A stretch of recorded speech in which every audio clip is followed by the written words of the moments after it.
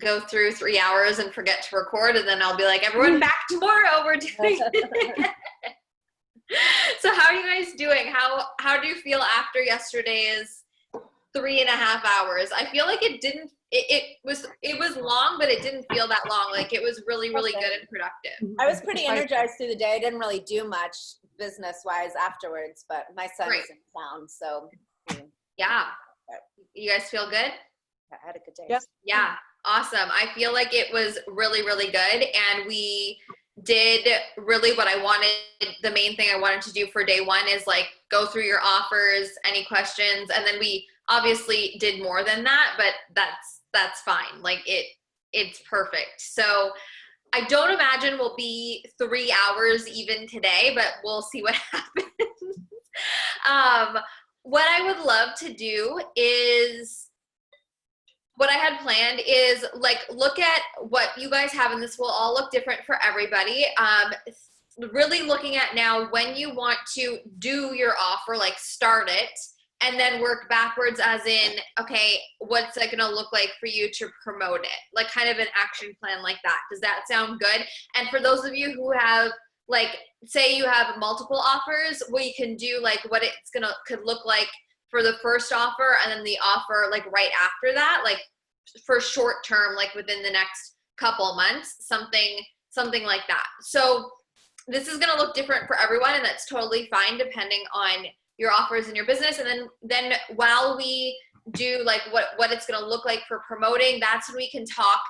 I don't want to get crazy into like branding and colors and design and stuff like that, but more so, I just got a notification from someone. Yeah. Oh, I was trying to play around with things. Did she freeze and she's off again, or like what's going on? Okay, I got it. I see the picture. We'll get into like content, more so content, which is branding. Okay, so we'll go one by one. And basically whoever wants to start, if you're someone who you're like, you want to be starting something soon, then put your hand up and we'll go into your plan. So whoever wants to start. I'll start first. Who's talking? Oh, Sam? Oh, Sam. Yeah. Yes, go for it. Okay, so I was thinking of like launching on June 1st and then promote it for 2 weeks. Okay. So I don't know why. It's like I need to remind, so you're launching it on June 1st, as in starting the program? As in like putting the program out to the world. Okay, that's my definition of launch. When I say launch, I mean put it out to the world. Okay, but some people say launch and they mean like start running the program. So I wanted to make sure we're on the same page. So when I say launch, I mean like put it out there as in ready to sell, ready to sign up. Okay. Yeah. So you have just over a week to prepare for the beginning of your launch. You're going to launch and sell it for the first 2 weeks of June, and then start it. I'm just looking at my calendar, the 15th, if it's the Monday of June 14th, 15th. Yeah, the 15th. Yeah. Okay. So to work back, I always like to work backwards. So when you're starting something on the 15th or X date, then it's like, okay, what do I need to do? And then what do you need to do from now until then? So if we start now, like this week is kind of like the preparation for the launch. So from knowing what you know from C2C, I always say the first thing should be like hyping it up kind of to your very warm audience. And this applies to what we talked about yesterday. You, Sam, you said you had some women in your inbox already inquiring like, oh, do you do coaching? Yeah. So you could at any time, even now, message those ladies and say I have a program that's actually starting on the 15th of June. If you're interested in joining it, early bird or pre-sale, whatever you decide, you can sign up now. Okay. So you could do that, like, honestly now, like at any moment before you start to launch. Like I would tell them before you tell the public, because they've already been in your inbox. You know what I mean? They've already reached out to you.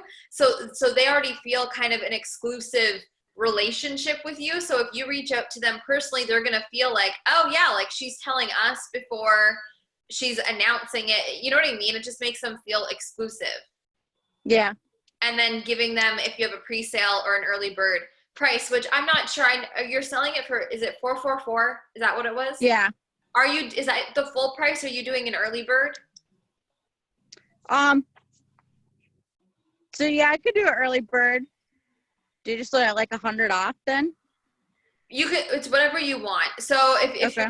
your full price, okay, this is going to be for everyone. This is how I do pricing. And this is how I do it. You don't have to do it this way, and it depends.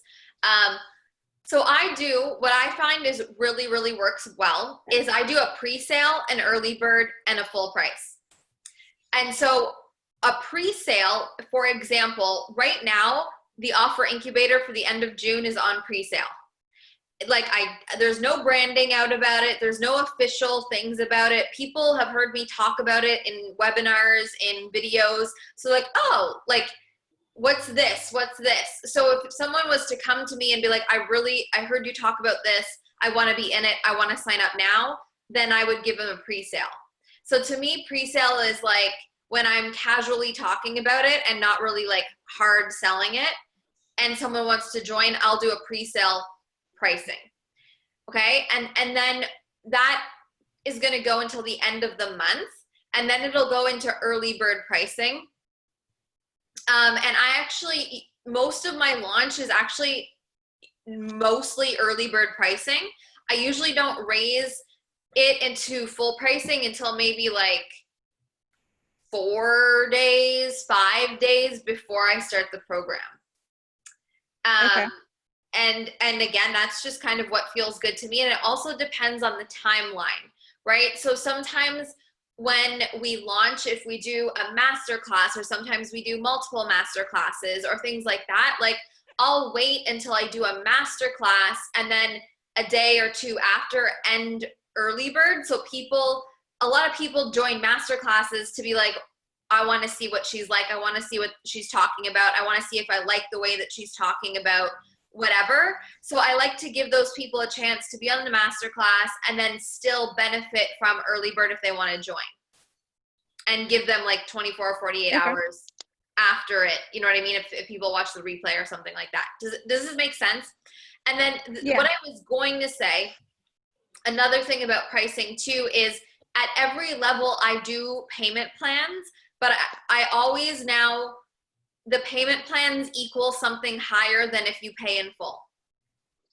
So that I used to not do that. I do that now. So for example, offer incubator is $1,333 in full. It'll be probably for pre-sale like $1,555 if they were doing payment plans, right? So this is the exact same pricing I did for Confidence to Cash. Early bird will be $1,888, payment plans that equal $222. So I add a couple $100 on the payment plan just because it's extended. Like I'm allowing you to take longer to pay for it in smaller installments. So it makes sense that it's a little bit longer, a little bit higher. Does that make sense for you guys? And the amount that you increase it by, it doesn't need to be $500, $600, $700. It's really what feels good for you. And whenever I do, and a lot of people ask, why do you do the angel numbers? Listen, it's just a habit now. But also when you split them up, it becomes like 555 or 277 or 111. You know what I mean? It becomes very like those same numbers. So it's kind of, it just falls that way. You don't have to do it. You can do pricing like $499 like normal people, but you do whatever you want to do. So Sam, now that I'm thinking, I'm not sure if you're frozen. You there? Oh. I would say, Yep. I would say that 444 should be like your early bird, unless you don't like that. I would say like 400 pre-sale I feel like I don't want you to go into like, or 4333. And then would say early bird is 444 and then full price is like 500 or something like that. So Okay. then most people are going to be buying probably during early bird and you're going to get what you desired the price at. You know what I mean? The 444. Okay. And there's That always to the me last feels minute good. people, right? Pardon? And there's always the last minute people. There's always, there's people that are going to buy at every price point, and people who even see you talk about pre-sale, and you would think, why would you not get it now? It's the lowest price. They might buy a payment plan that's the highest price. You know what I mean? That equals out to, but it's just their way of buying. So there's That was people me that for buy it confidence to every cash the very first time. Me too. I literally bought it like, I think your last day. And I my think so aunt too. paid for it. Same. But it was the last day. I was like, no. Hold on a second. So pricing to me, Sorry. like Sorry, a lot of people get caught up like, oh my God, only 3 people bought in pre-sale. So what? More people are going to buy when it's a higher price. It's beneficial for you. You know what I mean? Like people don't buy necessarily when it's the cheapest, right? But the people who will buy then are the people who are like, I really want in. I know I want in. Sign me up now. You know, I'm ready to buy. Like there's a list of people that are like, I'm buying before the end of the month for Offer Incubator. Like I'm buying. They just know, right? And also remember this is your audience grows every day. So someone might find you when it's full price and they never knew it was early bird or pre-sale. They're just like, oh, what is this? Okay, this is the price, right? So when you have the mindset of like new people are always finding me at different prices at different times. Anyways, this is turning into a whole pricing conversation, which is good, but it's just keep an open mind and don't get caught up because so many people get caught up of like, no one bought in pre-sale. I'm like, it doesn't mean anything. Right? Like people are going to buy in full price or early bird or whatever. It's totally fine. Okay. So anyways, I got way off track there, Sam. Sorry. I just feel like it was beneficial for everyone. Okay. So are you planning on doing like a branding graphic announcement on the 1st, or what do you envision your announcement to be like? Yeah, so I was gonna like have Shauna like put a graphic together and then like launch that June 1st. Yeah, I love it. So then before then, I would tell those women who reached out to you in pre-sale, this is helpful for everyone. You're going to learn this eventually in Confidence to Cash, but every time I teach it, it's a little bit different. But I always, this is my kind of ninja magic of like, Steph, how do you sell all the time? It's because I talk about my offers all the time. And then people are like, oh, what's this? What's this? What's this? They just pop up in my inbox. So then I make a say, if they want to buy it, I let them buy it whenever they're interested to buy it. Right? That's kind of like my ninja magic. So I call this the hype phase. So it's before you make the official announcement. So for Sam on June 1st, she's going to have new branding. It's going to be the name, the picture, whatever picture you use. Shauna has a branding, whatever. It's to the public. Everyone knows this is a new program. Before that is like tease/hype to your current audience that something's coming. You can even say like something's coming, and you can give very limited information about the program. So for example, you could say something like, I finally have a program that network marketers have been asking me for. If you kind of have an idea of what it's like and you're interested, message me. Like kind of sneaky vibes, but the people who are watching you closely and know you are like, ooh, yes, I know what she's talking about. I want in. It's kind of like those fun sales, right? And then those happen, those don't happen, whatever. And then on the 1st, you make the announcement to the public, and that's usually just the post of your branding.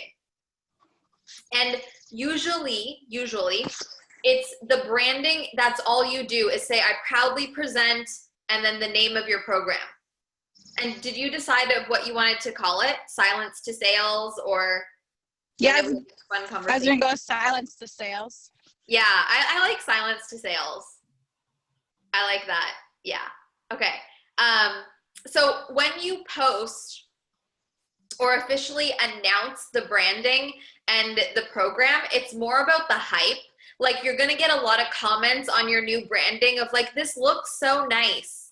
Oh, you look so pretty. Like you're gonna get that, right? And a lot of times people are like, okay, but I want you to buy my program. Like, thank you for calling me pretty, or I love that you love the graphic, but honestly, the graphic is more, the branding is more about like the vibe, the hype. Like, who cares if your mom comments and she's excited for you? Like, that's what it's about, is like hype and excitement on your post. And then after that, so with Sam doing 2 weeks, and a lot of people might launch for 2 weeks, then that's what I call the launch phase. And that's when you have content and posts, live videos, whatever you decide to do on your different platforms, that you talk about your offer in different ways. And that's also if you decide, nothing is required in a launch, unless it's what you want to do. So a lot of people do master classes. You guys see me do master classes. Melanie does a lot of master classes that are on a topic that is specific to the next program that's coming, right? So if I use her as an example, she recently did one on leadership, and it's because Alpha to Alpha is coming, which is a leadership program, right? So what you do with a master class, if you choose to do one, is take a specific topic that's in your program and do a master class on that specific topic, right? So another example is for when I did Confidence to Cash, the last master class I did during that launch was how to get paid every day. And it was like the mindset and the strategies of like consistent income and blah, blah, blah. And that's like a specific thing that's part of Confidence to Cash, right? And then you kind of lead into it at the end. So you announce it, and then you have content, however you choose to show up on your different platforms, sharing about the program and leading to the sale. Do you think you're going to do a master class, live videos? Like, how do you feel you're going to launch it or show up? So I was thinking like different, like,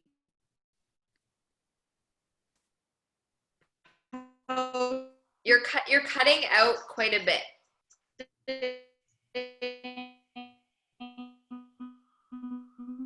Okay, I don't even know if Sam can hear me. Can you hear me, Sam? Post and do live videos. Okay, all I heard was live videos. Can you hear me now? No. Can you hear me Yes. now? Yes. Okay.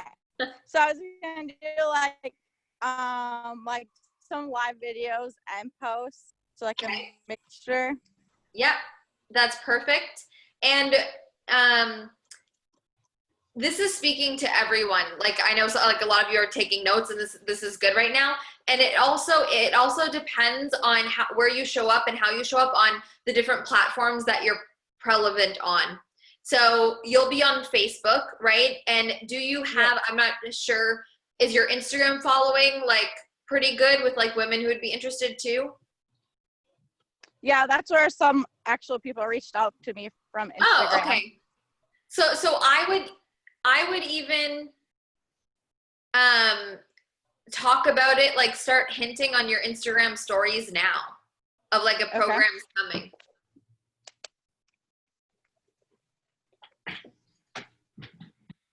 Okay, yeah, I can do that. Yeah. And then when you're in the actual launch, then you could talk on your Instagram stories about more specific details of what the program is, you know, what it's about, blah, blah, blah, the results, all those things, like, and share the branding. Does that make sense? Yeah. Cool. Okay. And then the other thing that I want to make sure that you have clarity on and we can decide is, so if you do pre-sale, or no, early bird is 444.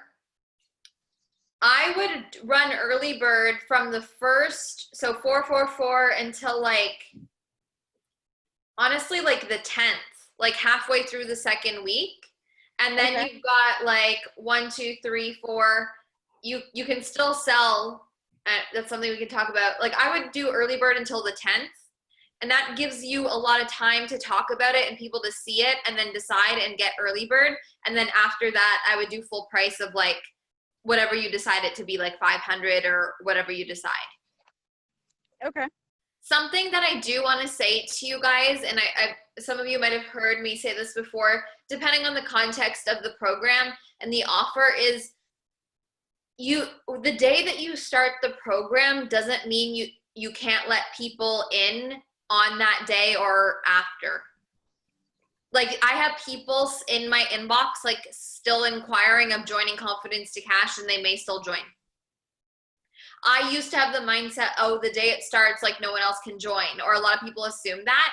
But now I talk about it like doors open on this day, and people might be like, oh my God, like I missed the day or whatever. I'm like, it's fine, you can still join. Like you just missed the welcome call or missed a training, or some people are okay if they miss the couple first trainings, like they'll catch up. You know what I mean? So don't close yourself off to having people join like the first week or whatever. It's usually the first week when people are like still like, oh, I wish I would have joined. Now I see you talking about it and what's going on inside or whatever. And they're like, I wish I was in here, right? Like there's one woman who's in my inbox who was like, I was sick last week, so I couldn't join. What else do you have coming? And I'm like, you can still join. You know what I mean? Like today later is technically training too, not including the welcome call. So, you know, why would I say, sorry, you have to wait till the fall? You know, keep the doors open if it makes sense for your program, right? Okay. Any other questions for your launch? I don't think so. Do you know what photo you're going to use, or what you want your branding to look like for Shauna to create? No? I want something, well, like I want like the vibe to be like, I don't know, like people think they'll like up level by joining the program. So do you have current photos that you might use? No. I like your current actually you have really nice photos. I like that. I'm going to share the screen and just I'm creeping your Facebook right now. See, this is a really nice photo. I love that one. Gorgeous photo. Yeah. And I think, and same with like this photo, and this is like, did Shauna do this? Like this is a really nice photo of you too. Yeah, she did that for me a while ago. And are you gonna stick with these kind of colors, like the black, the burgundy golds, or something completely different? I like these photos. I think, and Shauna's really good when you tell her just like upgrade and up. Yeah, you have those photos are really nice of you. Yeah, I honestly, and a lot of people ask me like, what do you tell Shauna or whoever graphic designer, you know, to whatever, like make it look a certain way. And it's more about the picture you give the graphic designer is going to pull from that picture, right? So if you give someone a picture and like I usually have like pinks in mine or bright colors, so they pull from that and then make the colors in the background like pull from the photo you give them. So you can tell them like, I want it to be bright and funky and bold, or I want it to be dark and this and this. And that's the graphic designer's job to take the creativity and turn it into something, you know, really good. And then, but you have control to always say, oh, I don't like this, or I like this, or whatever. Okay. Another thing is it's silence to sales. Are you going to have a little tagline on your branding? I don't think so. Why do you think okay. I should? You don't have to. Just sometimes you can put a tagline. Like for example, silence to sales, the program for female network marketers to make more money. Like that's a really bad one, but just like a little tagline so that people like know who it's for, or what a little blurb of what it's about. But you don't have to. Because with your content and the way that you talk about it, it's going to be obvious. But sometimes a tagline, people put a tagline. Not required, but just wondering. Okay. Cool. Then if you don't do a tagline, I would put silence to sales, and then underneath she could put with Samantha, like with your name, something like that to make it personalized to you. Oh, okay, that's a good idea. Yeah. Cool. So I'm excited. I would message Shauna as soon as you can if you're using Shauna. Okay. Because she's very busy, and be very clear on when you want it by with her. Like extra clear, like bug her. Okay. Okay? I'm just telling you with a warning. So message her sooner than later if you're using her, because I want you to get it when you want to launch it. Exciting. I'm so excited for you. Okay. Yeah, I'll send her a message. Yes. Perfect. Okay. Thanks. I'm Okay. excited. I'm excited for you to do this program. Hey, Erica? Sam, what I've always found to be very helpful Yeah. in the business world is to ask for something for at least 1 week earlier than you really need it. At Okay. least. That way they have the opportunity to under promise and over deliver, but it's still way on time for you. That way if something really does go wrong, you're covered. Yeah. Usually. Yeah. You would think. Yes. You think. Mhm. Yes. Okay. By the way, Amazing. Sabra, your hair is so beautiful. Love your curls. Thank you. I actually showered for you ladies today, so. Hey, no thing. Amazing. Okay. All right. That is good. If you have other questions as they come up, let us know. And then as the group is open, you can post in there. And then you guys are all in confidence to cash. So you've got support in many places. Well, thank you. You're welcome. Okay. Who wants to go next? Who's Okay. got something coming? Can I just ask a quick question about Shauna? Yeah. So like, should we be giving her like 2 weeks? Like, is that enough? Okay. So I have a different relationship with Shauna than a normal person does. So I would say like message her and say, I'm looking to get a cover photo done. She'll most likely send you to her website where you fill out the form. And then she has a date that you pick that says when you want it by. And then she also has an option where you pay a little bit more to get it done in a shorter amount of time. That's the way to do it. Now, everything stays confidential in here. I've had clients sign with Shauna and not get their thing on the date. And that's not okay with me when I'm referring people to Shauna, because then I don't want to refer people to someone and they're not giving my clients what they need and they've paid for it. So this is why I say I love Shauna. I love her work. She's amazing. She is just not always the best with dates. So if you're someone who is like me and gonna bug the person until you get it and get it on time, then go for it. But if that's not the vibe, then find someone else. But if you want to work with her, she does incredible work. Go through it. Expect that you get it on time. And if you don't, this is a business. You pay for it. You reach out to her and say, I was expecting this to get this on this date. I didn't get it.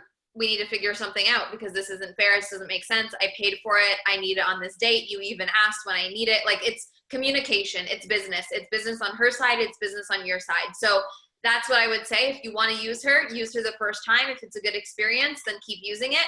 And if it's not, then there's many graphic designers out there.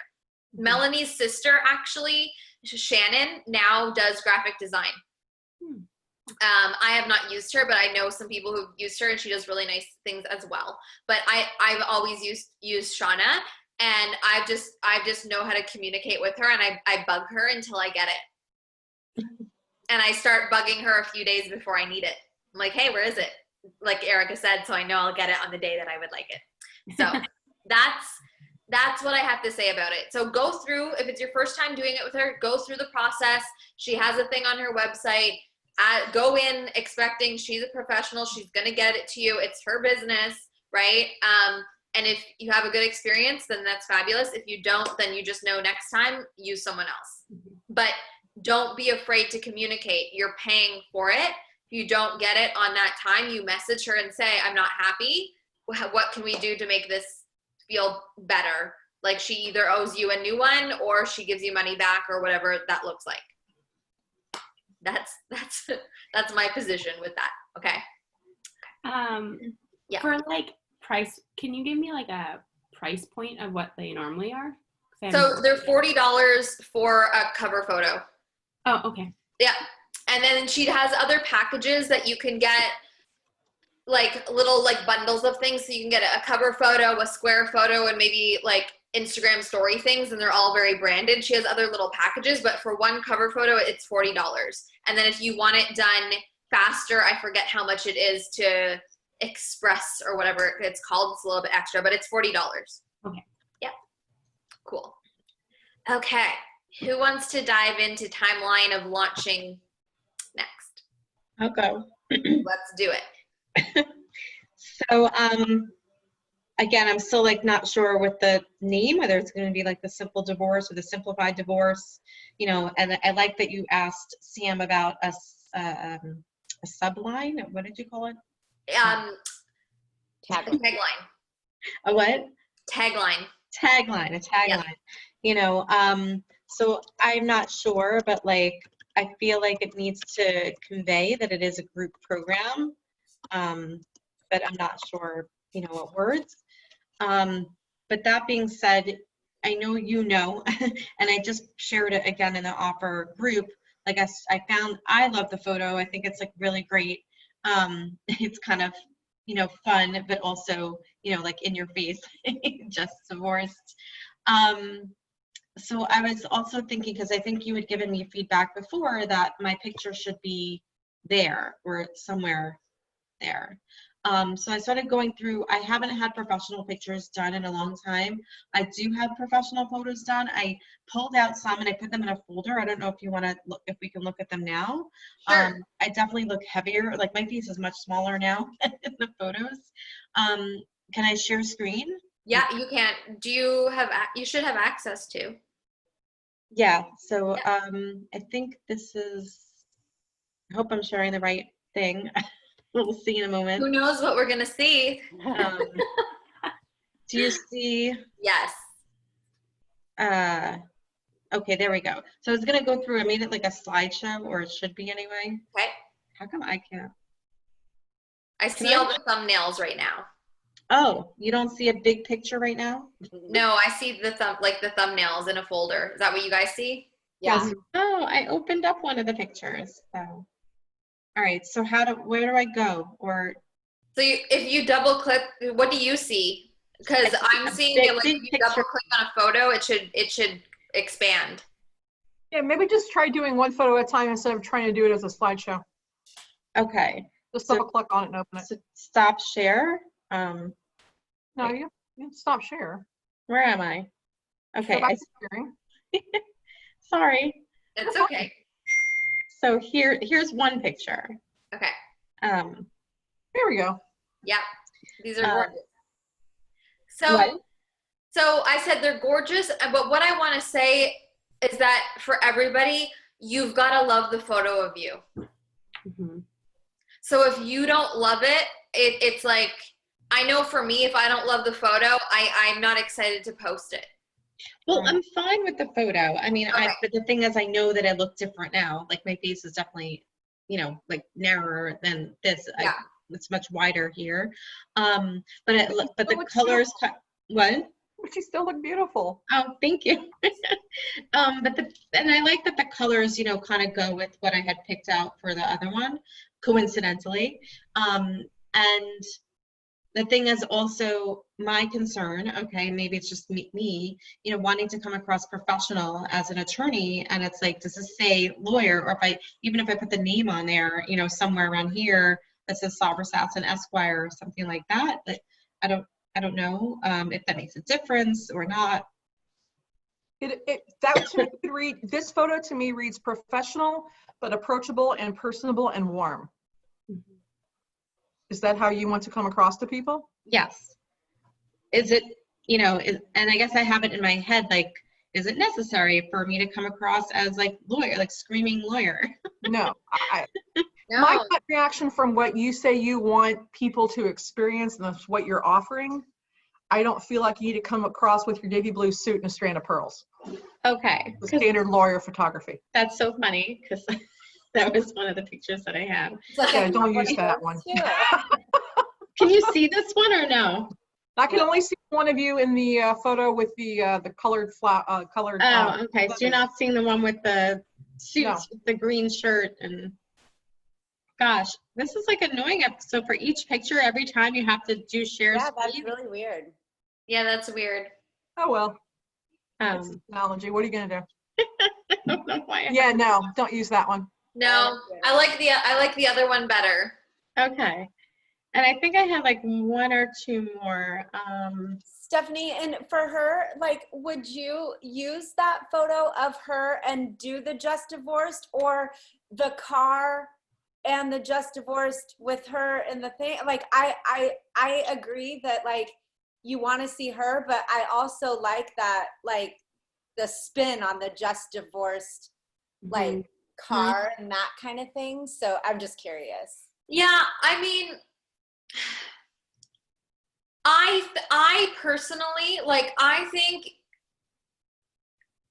personally I would use a photo of you and get someone to do it up and with like just divorced with Sabra, well, whatever. But I wouldn't say you can't use, like, you could also use that graphic you made or get someone to do something with that photo, like the funny one with the car, and use it while you're promoting it as well. Like, Okay. maybe use both. Like, create a cover photo, like the longer one with a photo of you.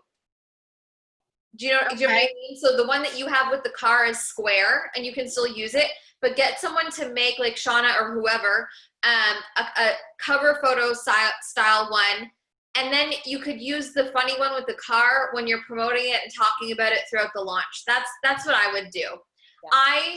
Yeah. I love the funny spin on it. Like, I love it, but I always am a fan of like seeing someone's face.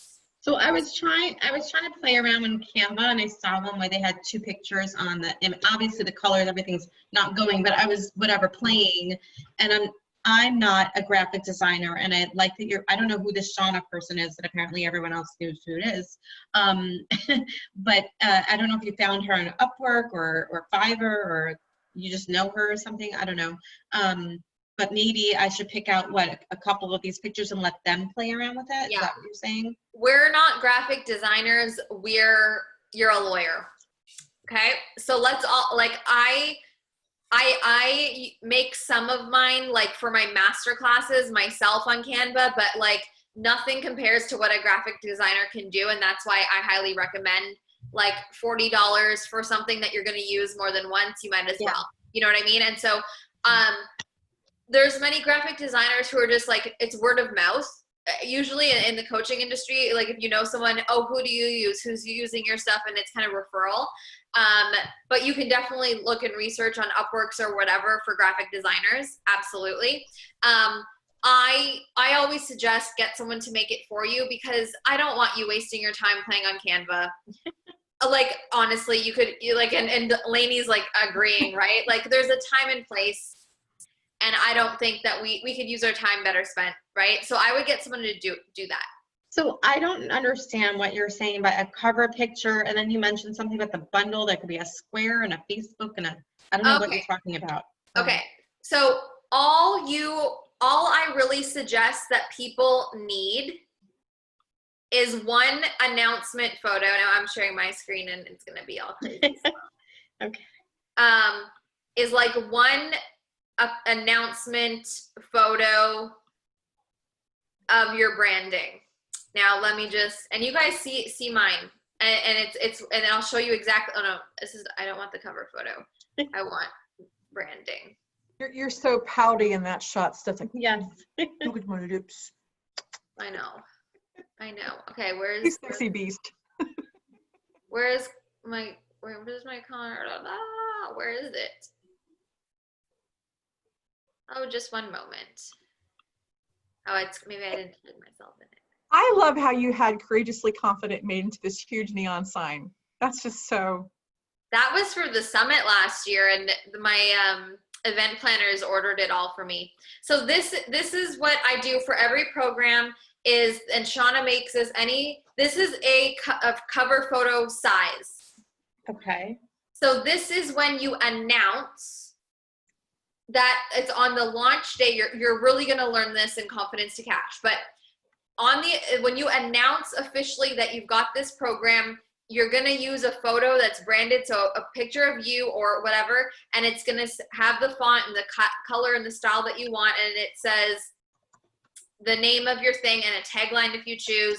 And then I started putting Stephanie Houston Incorporated in little things there. That's like announcing to the world, like announcing this program. I'm proud to present this program. It's just the announcement. It's like the banner, the official announcement that here's the program. That's all you really need. Now, what I was saying when I was talking to Sam is that Shauna does, or a lot of graphic designers do, like bundles. So you don't just get one thing branded. You could get different sizes of photos that are, so some are square if you want to use it on your Instagram, or some are the size for Instagram story. That's not required. You can do that if you choose. What I want to show you guys is a way to kind of go around it that I do, because I get just that cover photo style size made. And then what I do to make it fit into Instagram is on Canva. So I make these slides for Instagram story. This is the same photo that Shauna gave me. It's just going to be slow. This one, I just upload it to Canva and use it on the templates for the size of Instagram story. And Canva now does a thing, actually, when you put in a photo, it suggests the colors that are used in that photo. It's like a new upgrade on Canva. I don't know how, it just automatically does it. So you can, it like picks up what colors are in there, and then it suggests them for you to use, like the background colors or whatever when you're doing your font and stuff like that.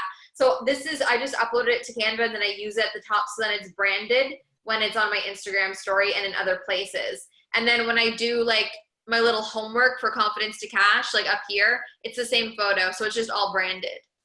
So it's because of what you would be doing if you paid someone to do it, is you would tell them what text to put on the slide, and they're essentially just using the same photo. When to me, I could use my time doing that, but I'm not using my time trying to figure out fonts and colors and you know, but to me, I know what I want to put on slides describing my program. Okay, so is that something that is that why we're here today? Like, is that something you can help me with? Because I have no idea what to write or I'm not a marketing expert. Okay. You know, I mean, that's the biggest joke about lawyers is like, we're very good at lawyering, but we suck at marketing. We just do. So this is going to be so easy though. What's the result of the Get Divorced Fast program? I can't remember what we decided we're calling it. Right. What's the result? The result is within a couple of days, they have all the paperwork done, ready to go, and ready to submit to the courthouse. So that's honestly what you say.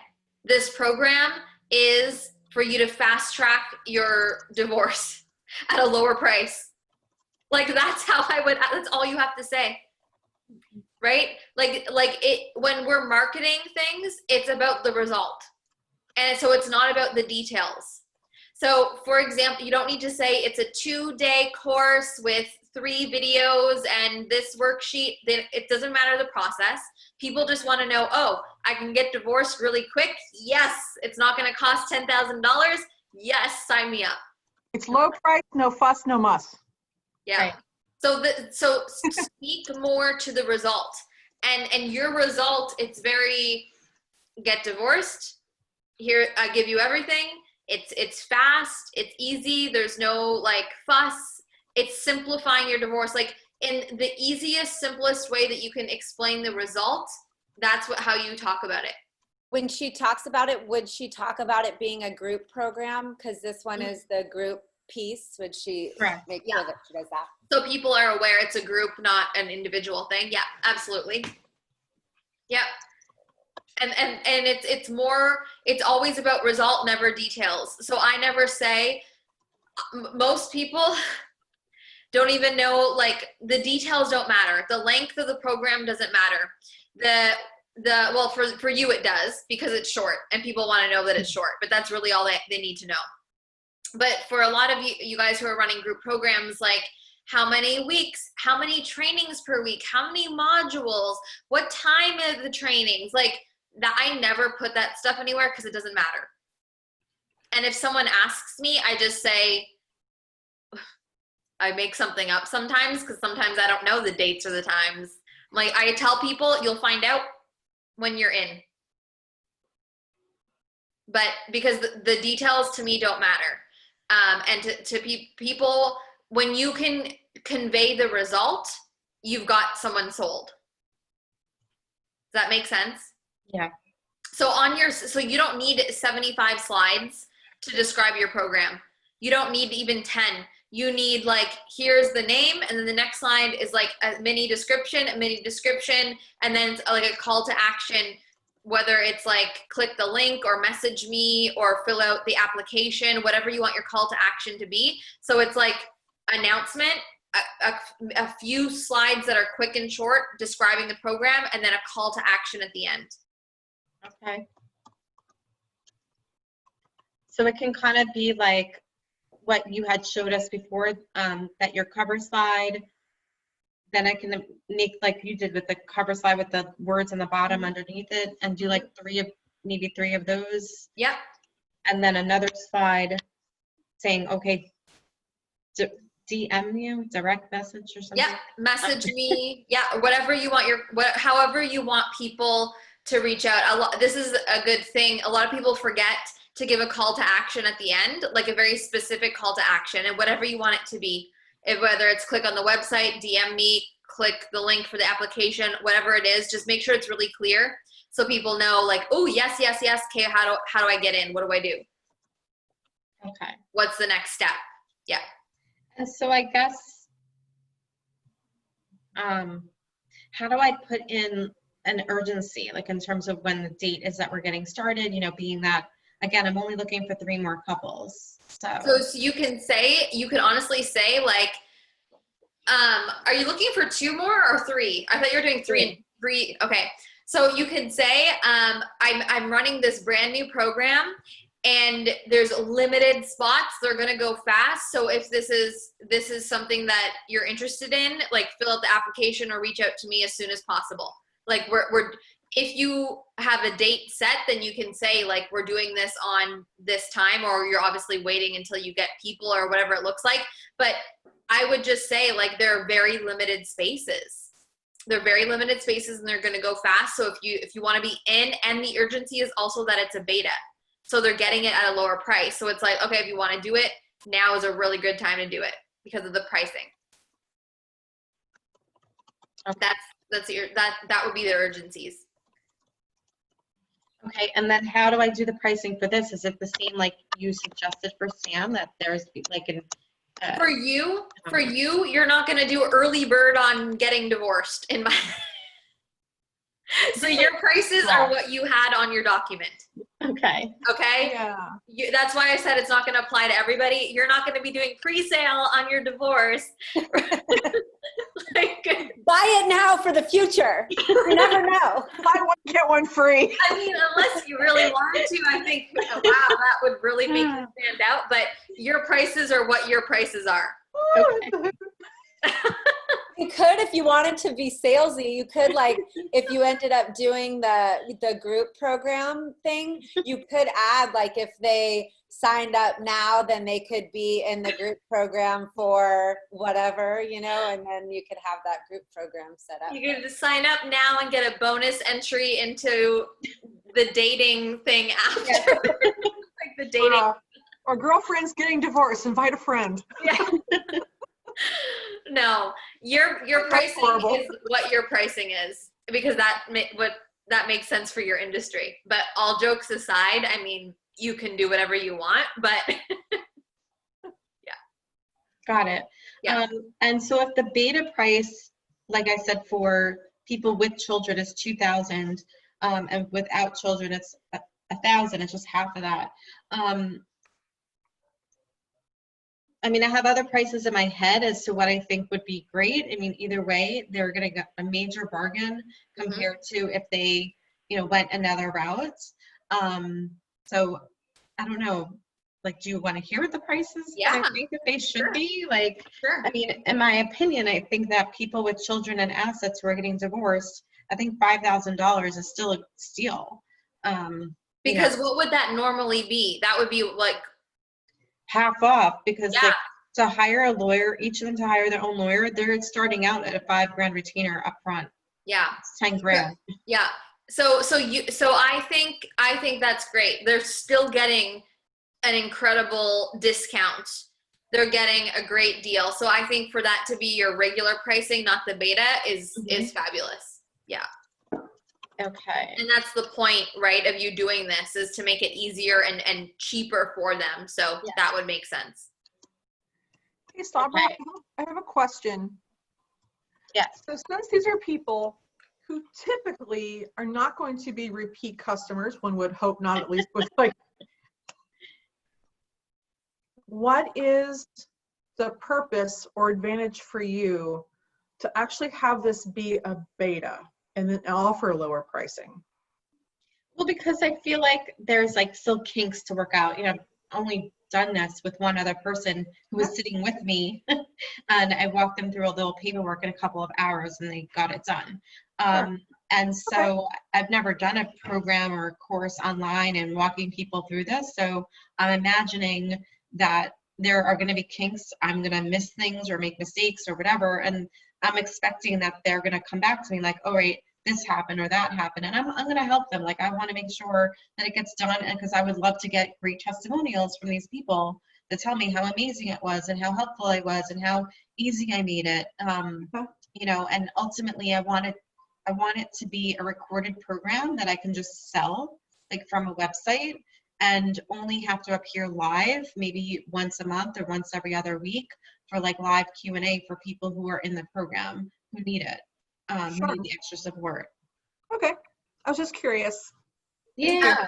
That brought up a really good thought too, is a lot of times people do this without calling it a beta. Your first program is usually a lower price, but you don't call it a beta test. Like a lot of people, right? You know what I mean? You can, but a lot of people, it's like you're the first time doing it, it's going to be a lower price. And then the second time you naturally increase it because of all the same reasons. You changed the program, you worked out kinks, you got social proof, testimonials, right? So a lot of people do this. It's just not labeled it, but it doesn't matter if you label it or not.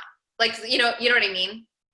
But I'm just calling it as a beta program. And like, I don't know, I just kind of feel like, for full disclosure, like letting them know, like, you're getting a major discount off of what it's ultimately going to be. For your purpose of calling it that way and really letting people know, like, you're getting a major major, because they already are going to be in full price, but on this, you're getting an even better one.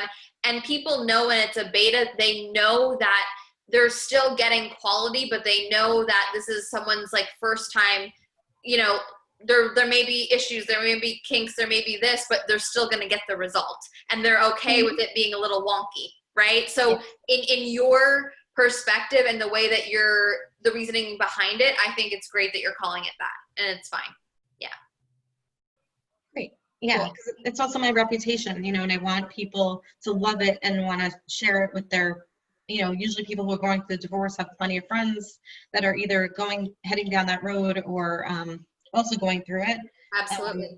You know, I've been referred to people who are in the middle of messy divorces, and then they're like, well, they're stuck on this one issue. Can they just come to you to mediate the one issue? Absolutely. And I've helped people with that and then sent them back to the lawyers to go do the paperwork. You know. So yeah. Do you have a date of when you want to do it, or you're really just like waiting to find the couples?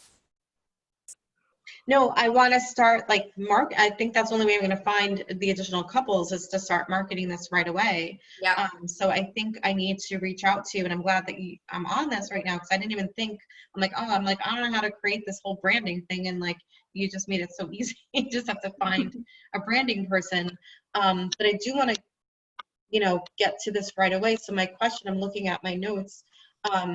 Should I don't know who this Shauna person is, but is it worthwhile for me to reach out to her and just talk to her and see if she's a good fit or not, and then Yep. go try, I don't know, somebody else somewhere Yep. else? So yes, reach out to Shauna and see what her response is and say be very clear when you want it by, because you want, like, have a clear date and say, is it possible to have this done by this date? This is when I need to release it. And just say, if it's not possible, it's okay. Just, be honest with me. I want it done by then.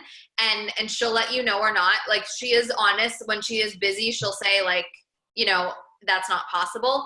And if she's not a good fit, I unfortunately don't know other people off the top of my mind.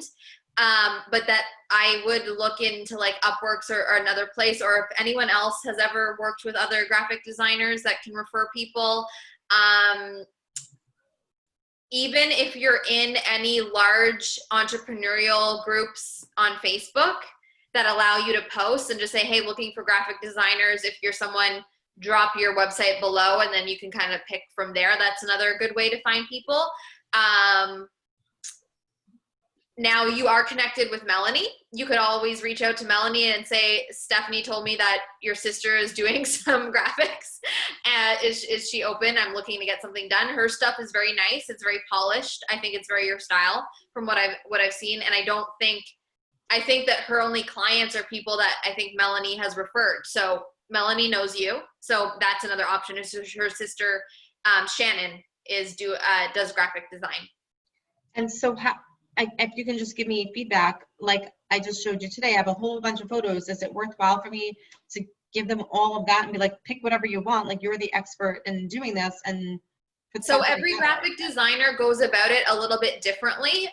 Most of my experience has been I'll either send them the one photo that I know it's this photo, and I say, this is the photo, and my style is very, modern and bright, right? So you could say, I want this photo. I would love, I would like to use these colors and the background be this, like give them some kind of direction, and then they're the artist and give the flair. Sometimes I'll say to Shauna, here's the photo, just do your magic, because I'm not a graphic designer, right? So usually, and 9 times out of 10, she comes back and it's perfect. Or there's like a minor little thing that I say, can you fix this? So it's really up to you. What you could do as well, if you want to give more direction, is if you notice certain people's branding online, like you see mine or you see Melanie's or you see whoever's, and you like that style, you could show them, I really like the style of this one. Like, you can show an example and say, I love the style of this. I love the way that it's, black and gold, or I love this font, you know what I mean? To give them inspiration, if that's easier for you to express. Okay. Great. Yeah. What else do I need to know to get this thing out there? So now you're doing what's right, because you're kind of like word of mouth, like telling people about it, and hopefully people refer whatever.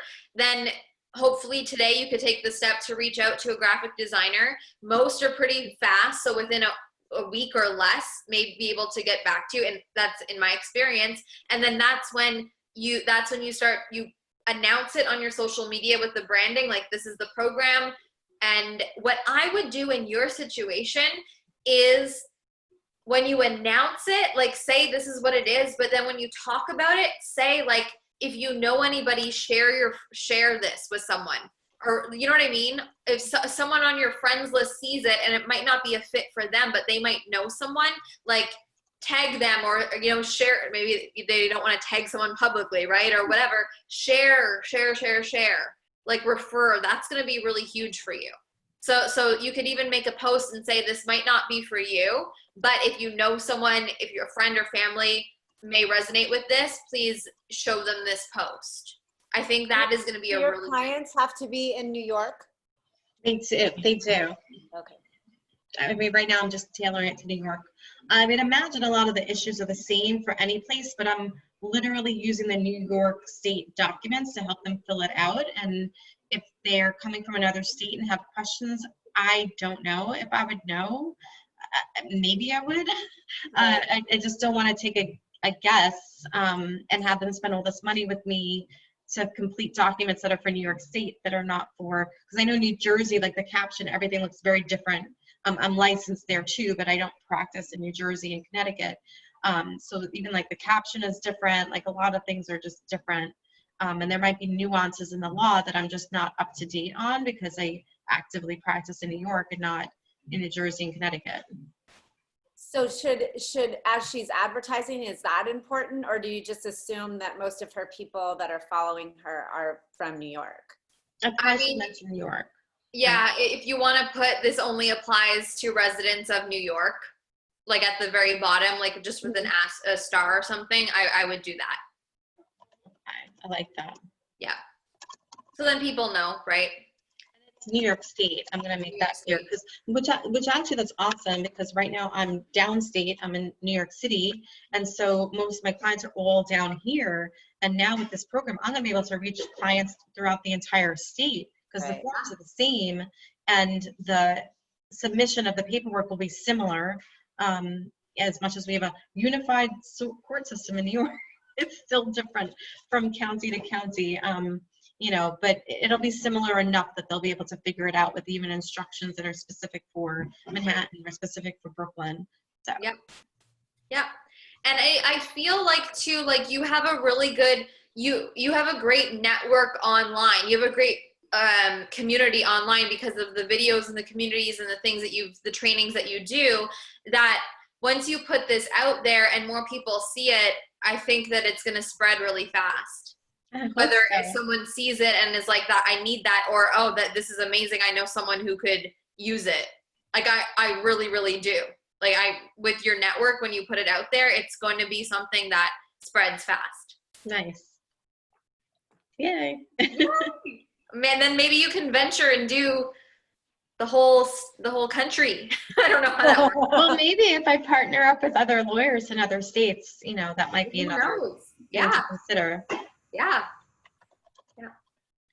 So, because in my opinion, when I think about like you launching and selling it, the way that I see, because yours is so specific, I think it's really going to be like you sharing and posting about it, and people who know you and who are in the state are going to refer it and going to hear about it and tell people. That's really what I see happening very confidently.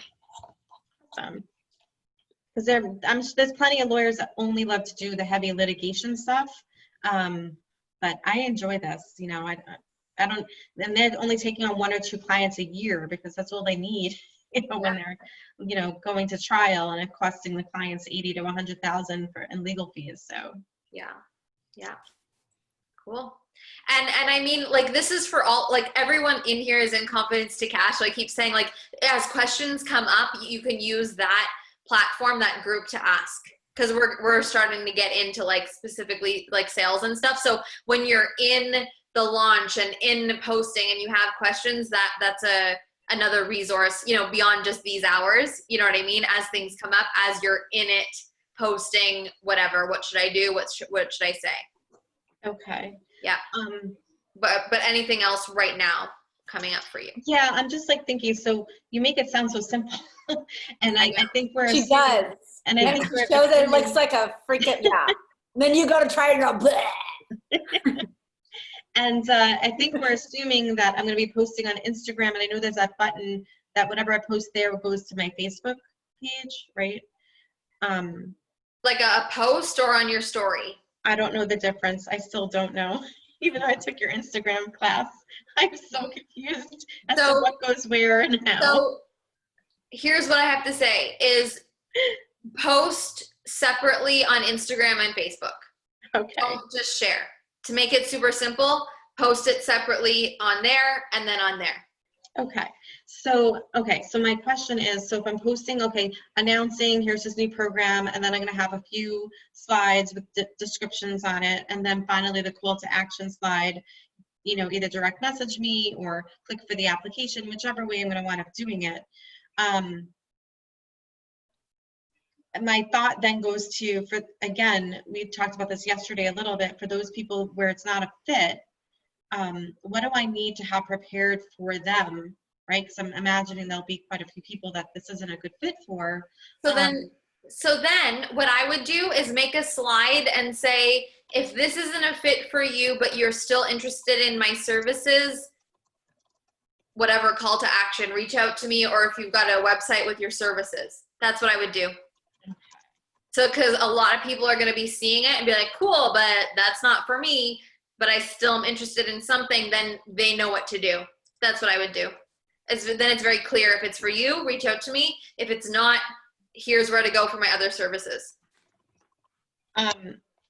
What I'm imagining there is that they would schedule, I don't know if I want to call it a discovery session or something like that, because then, or a page, I don't know what I should make, or maybe I should just do a video, send them to a page with a video where I can be explaining, okay, so I understand you found me because of this, but that wasn't a good fit for you. Perhaps you fit in one of these other two buckets, either the mediation route or the litigation route. Yeah. And then again, if you're interested further, then we can set up a meeting just with me, with an attorney, for up to 20 minutes or 30 minutes, and we can talk to see if that's a good fit. And yep, I think that's great. Okay. And something that I'm going to be talking about on today's Confidence to Cash call is that, and this is applicable for everybody, is that the goal in general with social media is for people to just find you and reach out to you and be like, what can I buy from you? How can I work with you? Mm-hmm. Right? So a lot of the times it's as simple as that, a message. Like, people find you, they know that you're a lawyer, they know what you do, and they're just going to reach out and be like, hey, I'm looking for this. Can you do this? And it's going to be a lot of that too. It's just going to be a lot of messaging. Like, I'm looking for this. Can you do this? And then you say, oh, yes, and direct them to the next step. Okay. But I like your process of like having a thing of like a video saying, okay, here's this option or this option, then book a, whatever you want to call it, a call, consultation, 30 minutes, and then go from there. You can have both, but because what's going to happen is people are just going to end up in your inbox, or some people are going to see it all through and go through the steps and then figure out what they need to do from there. Do you think it's too soon? Okay, because before pre-COVID, what I usually offer people was like a 15 or 20-minute phone call with me on the phone. I didn't really get into too much detail with them about what's going on in their situation. It was mostly just to get a flavor for what's going on, and then offer them, just like I just explained, what the options are. They can do mediation, they can do litigation. That's pretty much what the options are. And then from there, if they were really interested in working with me, I said, great, why don't you come in for an hour? And I do charge a fee for that, for them to meet with me, because now they're gonna go more into their story and tell me what's going on and seeking the strategy or advice and guidance from me. So there's a lot of value that they get from that hour-long session with me. So if I'm going to set it up where they do the application, if they fit it there, great. If then they go to the video, which explains those two avenues they can go down, and then I can click, do I schedule that it's a free 20-minute phone call with me, or can I charge them for setting up that phone call with me? You can do whatever you want. Okay. Like, that's the honest answer. Like, okay. what feels best for you? It's not even what's the norm. It's what feels best for you. Do you want to charge? Then charge. If you want to keep it free, then, and you're happy scheduling them free, and then if they continue the process, then it's fine. And if they don't, it's fine. It's totally up to you.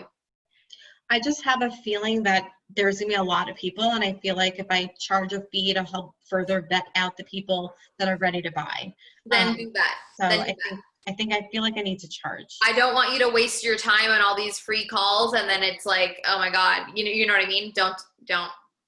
Like, I don't do discovery calls. Someone asked me today, I said no, but you can message me, and she said, okay, I'll voice message you. Okay, I don't get on the phone with people. Okay. And that's just my experience though, is a lot of times discovery calls, even if it's in your industry, like it turns into you coaching them, you giving them so much value. You're like, oh my God, right? That could have been a paid for session. Right. And it winds up being frustrating for me and for them, because I will tell them, look, you know, you're asking me for legal advice, and I only give legal advice when I'm paid for it, because I know you're going to rely upon it, and this is my livelihood. Yeah. And so they get frustrated. But other lawyers, when I'm like, well, I'm not other lawyers. Yeah. And so it's the same thing with coaches. Well, other coaches do discovery calls. I'm like, that's great. I don't. And I have a great business. So like, Exactly. hire me or don't. You like me or don't. Like, I don't care. This is, in my opinion, this is why we have voice notes on Messenger now. It's the same thing as a phone call. I don't need to get on a call, right? So I think charge. And especially with what you're forecasting happening, you don't need to do all these free calls. Yeah. It's going to wean out the people. Yeah, because I'm not going to have the time. So No. Cool. Great. This is exciting. I'm so excited. This is Me too. so it's so unique. It's so good. Amazing. Thank you. Okay. All right. Who wants to go next? Erica.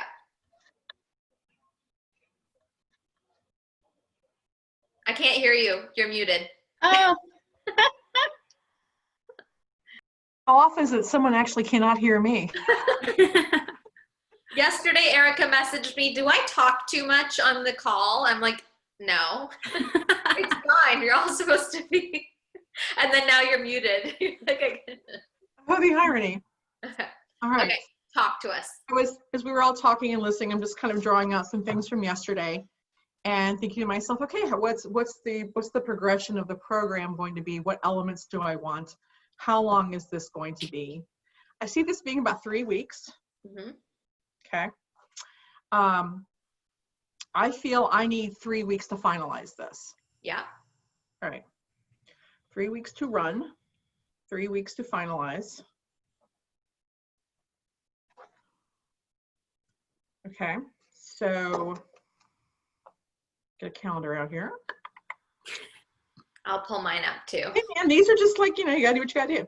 So 1 week from now is the 31st, then the 7th, and then the 14th. So the course will open on June 14th. Run for 3. So we 1, 2, 3. So we what, July the 4th? Oh, perfect. And July 4th. I like things that end with or begin with numbers that. All right, this is just the first thing. I have already reached out to Shannon Lair. Yay! I love Shauna, but I've heard similar things from other coaches in different grouping network things. And if there's smoke, there's fire. And I don't necessarily need more fire in my life right now. I bring plenty of that to plate as it is. Absolutely. Right. Absolutely. And Shannon seems like a very earth, water kind of person. Like she's just all heart. Yeah, I don't know her. I have no interaction with her, but she seems like she's a sweetheart. I mean, she's Melanie's sister, so right. What are you gonna expect? Exactly. Okay. What's next? So when you say you need 3 weeks to finalize it, is that like you mapping out the program? Right. And then once that 3 weeks is done, then you're gonna start selling it. Right. Okay. Oh, that's true too. Yeah. Yeah, I think I was skipping a step, which will yes, because you went from finalizing it to running it, and then there needs to be a selling it in between. Right. So 2 weeks to sell. Okay. So of course, during that sell period, that also gives me a little bit of time to like fine tune some things, or if I get last minute inspirations, oh, I need to add this or do that. Yep. I have an idea of how I want the vibe of the marketing to be. Okay. I really love that selfie of me I took at my wedding. Then use it. I mean, that's the picture I currently have as my profile pic in Facebook. It's like, I'm so freaking happy there, and I'm beautiful and warm and inviting and just glowy. And I have a missing tooth right now, and it's just not cool. And that's the side I use to smile, like that's my prominent side. So I'm like, I'm gonna use it. Everyone loves that photo. Okay, and those are the good colors too. They're warm and colorful. Mm-hmm. Great. Okay. Do I just talk about whatever I want to talk about right now? Yep. All right. Cool. All right. So you were talking about yesterday about we know what we want the result to be, and I kind of written out ability to detect their truth, Mm-hmm. to feel it in their bodies, to know that they can speak what's on their mind, and just feel stronger in being who they are. The voice and I don't like using the word authenticity because it's so overused. It's sort of like the inner child thing, but it's the right word. I got off track. Anyway, so that's the result, saying here's the person now. They're afraid to speak up. They feel like their life isn't going in a direction that's true to who they are. They always feel like they're pounding up against a wall because that wall really is not who they are. Like me trying to be in the corporate America. Even though I was very good technically, my clients loved me, I did fantastic work, it's still the wrong space, square peg, round hole. But as soon as we start diverting our energy into something that is aligned with who we really are at our core, at our soul, things start to fall into place. And that's when you know you're using your voice. So that's the vibe I want them to get at the end, is that they'll have a clearer path on who maybe they're supposed to be, which then impacts everyone else around them. Yep. With what the methodologies and tools, a lot of it is the body work. People sometimes use tapping, the EFT. I found that to be extremely helpful when it comes to like bringing myself out of a panic attack. Mm-hmm. Because you have to literally stop those energy meridians from going nuts. Mm-hmm. Feeling in the body, learning how to meditate. Some people I think are still so afraid of meditating. They think it has to be this big, highfalutin, complicated thing, and it's not. Mm-hmm. It's just, where's your breath at? Are you in your body? Mm-hmm. And when you get more in tune with your body, you'll be able to hear what it's trying to tell you. We got physical stuff, energetic stuff. Because I am a singer, I do want to bring some vocal work into it. Absolutely. Mm-hmm. Haven't quite decided that yet, but I've kind of got some little images of that. Okay. Because this is all about this. Yep. Got to open it up. Open that bad boy up. And also give people permission to be curious about what their life could be. I've always loved the journaling prompt that so many coaches use because it works. Of if you could have anything in your life right now, what would it be? How would you feel? Physically, where would you be? How would your family feel? What would you be doing? What emotions would you be feeling? What would you look like? What would you be wearing? Mm-hmm. And all of those things, once we get a clear vision of that, or at least a dream of it, any part of our life can open up. Because once we feel it and think it, it's possible. And we know that. I love It's it. all possible. And something I know I need to continue working on, and the work I've done recently with some major breakthroughs, is I need to keep myself clear.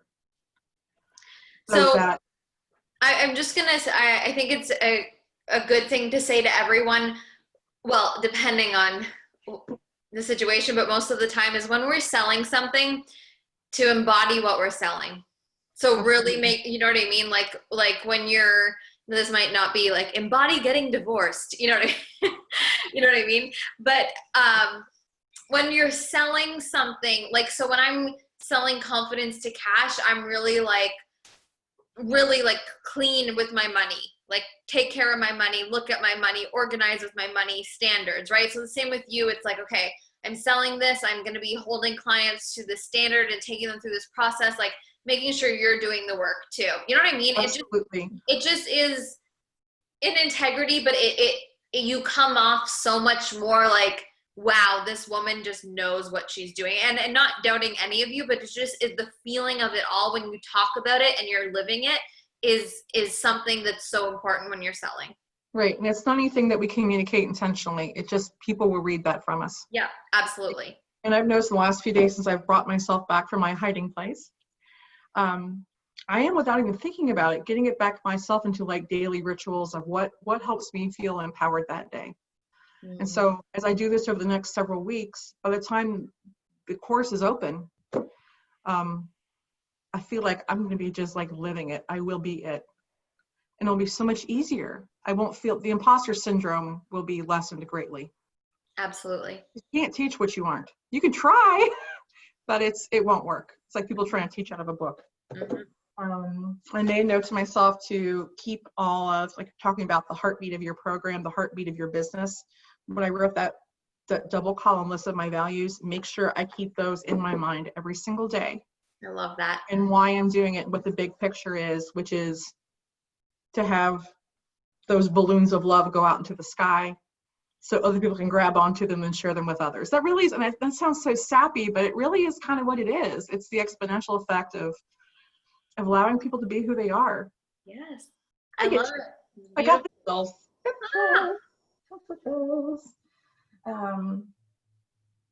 I think honestly, the biggest thing for you right now is like you're fine tuning of what you want it to look like. And that's really behind the scenes. And when it comes to marketing, it's more of like the result. Right.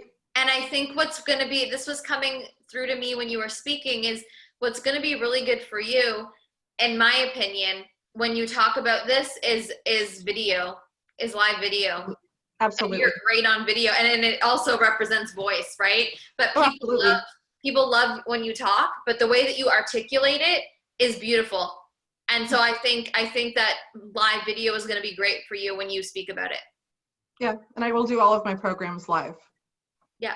I mean even marketing. Yeah, absolutely. I won't do anything pre-recorded. There'll be a few written things, just because you have people who want to take in information differently, but the I would say 80% of it will be live. Yep. Absolutely. Perfect. So I just got to keep chugging away at it and practice with some things, and even like do, I've kind of have a performing background, so I have a need to like rehearse almost. Yes. To see, like, if I say this, does it make sense? Right. And you know what you can do too is talk to yourself and voice note it. Record yourself talking about the program. Talk your vision into your phone, and then listen to it back when you like channel ideas. That's a really good way to do stuff. Absolutely. I do that sometimes. Yeah, it's a really great way. Cool. So I'm feeling, and like we've got C2C going on. That's a few weeks of support. So yeah, I'm just gonna stay with it and then like glean the nuggets as it happens. Yay! I'm so excited. Me too. So excited. Okay. All right. So we've got Lainey and we've got Christy. I can go. Okay, I'm down. Whatever. I'm good to go. Okay. Go ahead. Delaney's on. Okay. I don't know where to start. So your next program is Booty. That's just what I'm calling it. Your Booty program. Lots of peaches. Let's go. Okay, right? Yeah. I think we kind of talked about it yesterday. So let me pull up my calendar so I can see too. When is it starting? I haven't really set a date yet. Okay, let's set a date. Okay. I feel like I'm scared to launch it. Okay, let's talk about that then, because that's needs to be talked about. Mm-hmm. So what's the fear? I think it was like about how we all, like what we talked about yesterday, and I feel like it was kind of building up, and then after we talked about it, now I'm more open to actually picking a date. Okay. And so I just haven't thought about it yet. Okay. So how long you sold your quarantine lifestyle thingy? How long did you sell that for? A week? Yeah, that was short. I think 2 weeks. Yeah, maybe did one. You like that time frame? Sorry. Did you like that length of time to sell something? So I think 2 weeks is a good amount of time to sell something. Okay. So if you want to sell and advertise for 2 weeks, depending if you need materials or need to get materials, like looking at the dates, this could start maybe like mid-June. Mm-hmm. Depending on dates. Like you don't need to finalize the date today. I just wanted like a general idea. But if you know you want to sell it for 2 weeks, then maybe it's the middle of June, maybe the end of June, whatever you want. Yeah. And then just decide what you want to do to sell, right? And the way that like you are really good on Instagram. That's kind of your main platform. You're growing your community, showing up on the stories, maybe throwing in like a masterclass in there too, like in your group to drive people in, like that kind of thing. That's really as simple as it needs to be right now. Mm-hmm. Well, I had planned, well, the day that's standing out to me is the 14th. Okay. Because everything, like a lot of things. That's the date I have written for mine. Uh-oh. You're in sync. Competition. And we wore the same shirt yesterday. Like, what? Originally I had, like, before I kind of got scared, I had planned to do, because I did my fueling your body masterclass 2 weeks ago or last week, and then I was planning on the 30th to do like a workout. I don't know, is that like, if you do a live workout, should you do it as like a watch party instead of a live? I don't, can you do a watch party without it being a live first? I have no idea. No, I would do it alive. Do it Okay. alive, and you make it a watch party after. Oh, okay. So then when it's on, then when it's a watch party, you can be on in the comments, and you can invite people to watch. It's like it's live again, but you're watching it yourself. So Okay. I would do it live. I would make it a live thing. Okay. And then, so like I was planning on doing that as another master class. Mm-hmm. But the thing that like I question about master classes is if I'm picking something that I'm putting in the program, then wouldn't those people be like frustrated that I did it for free other places and not? No. Mm. Everything I teach for free, I teach in a paid program somewhere. Okay. The difference is that, oh, sorry, Steph. No, what were you going to say? The difference is that you're giving them a chunk of what's going to be in the program, and it's giving them a taste. You're basically giving them a free sample.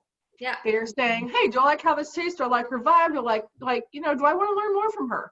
Yeah. And that's the energy exchange that needs to happen. When they come to you to learn the real thing, you might be giving them the same information, but because your energy will be different that day and because they will be different that day, it won't even matter. And you probably will end up giving them more than what you gave them the first time. Absolutely. It'll just happen. And when there's an exchange of money, people listen differently. Yes. So that's true. And also, like, I don't want people to think a masterclass is so people buy from me. I want you to realize, and I know I said this in the mastermind too, is like a masterclass is so much more beneficial than just sales. It's growing your audience. It's showing your authority. It's building trust with people. It's you doing something for free that's content. It's so much more than just, oh, I need to do this because it's part of making sales. It doesn't even have to be part of a launch if you don't want to. I used to never do them. I just do them because I like to. So I don't want anyone to think that like, oh, you must do master classes in a launch. Oh, you must do this. You don't have to. It's not required. I sold lots of things last year and never did master classes. And they don't have to be called master classes. It could just be you decide to go live one day and do a live stream. When it's a master class, it's a master class because you're advertising it. You're telling people this day, this time. It's a specific thing. It's showing up. That's different. Like, and I do that like in the CC community. It's like very specific, this time, this date. It's like a lot of people on, but I'll go live randomly whenever just because I want to. Because it's part of what I do online for free. And people, it could be about something random, right? Like, hey, here's my day. This is what I'm talking about. It's just another way to connect with people. But I just don't want you to think I need to do this to sell. That makes sense. Okay. Yeah. So like, I don't know, should I do it? Because I do like the idea of the master class, and it's just me getting comfortable on lives that I need to get used to. I think right now, I think it's good for that reason. And I think it's good for people building trust with you and you building your audience. So I think right now, the more free stuff you do online, the more content you put out online, the more you're building your brand, the more you're growing your audience. Okay. But that doesn't need to mean it's hours of work all the time, long master classes. It can be just simple things, free stuff. But the more you do that, the more trust you build with people. Okay. So with the first one that I did, it was like on fueling your body. And so would you like make it more specific into like protein then? Like on another nutrition masterclass? You could do a masterclass on protein. You could do a masterclass on anything. It could be anything more specific, or you could call it like, not like protein masterclass, like that's kind of Yeah. boring, but like, why protein is going to make you leaner. Like, you know what I mean? Like that's going to appeal to people, to women, more than just like, I'm going to teach you what to eat and why protein is good. Feed the booty muscle or something like build your that. booty, and then you tell them what they want to hear and give them what they need. Who said that yesterday, right? So yes. So it's like, no one is going to be like, yes, protein masterclass, I can't wait for next Saturday to learn about protein. But when you advertise it like build your booty, like, or the how to eat to build your booty, or how to eat to get firm glutes, like that's more appealing than I'm going to teach you about protein. So because you still are, it's part of the puzzle, it's part of what you're teaching them, but it's just more appealing. You could call it mean and lean protein. Mean and lean protein machine. Okay.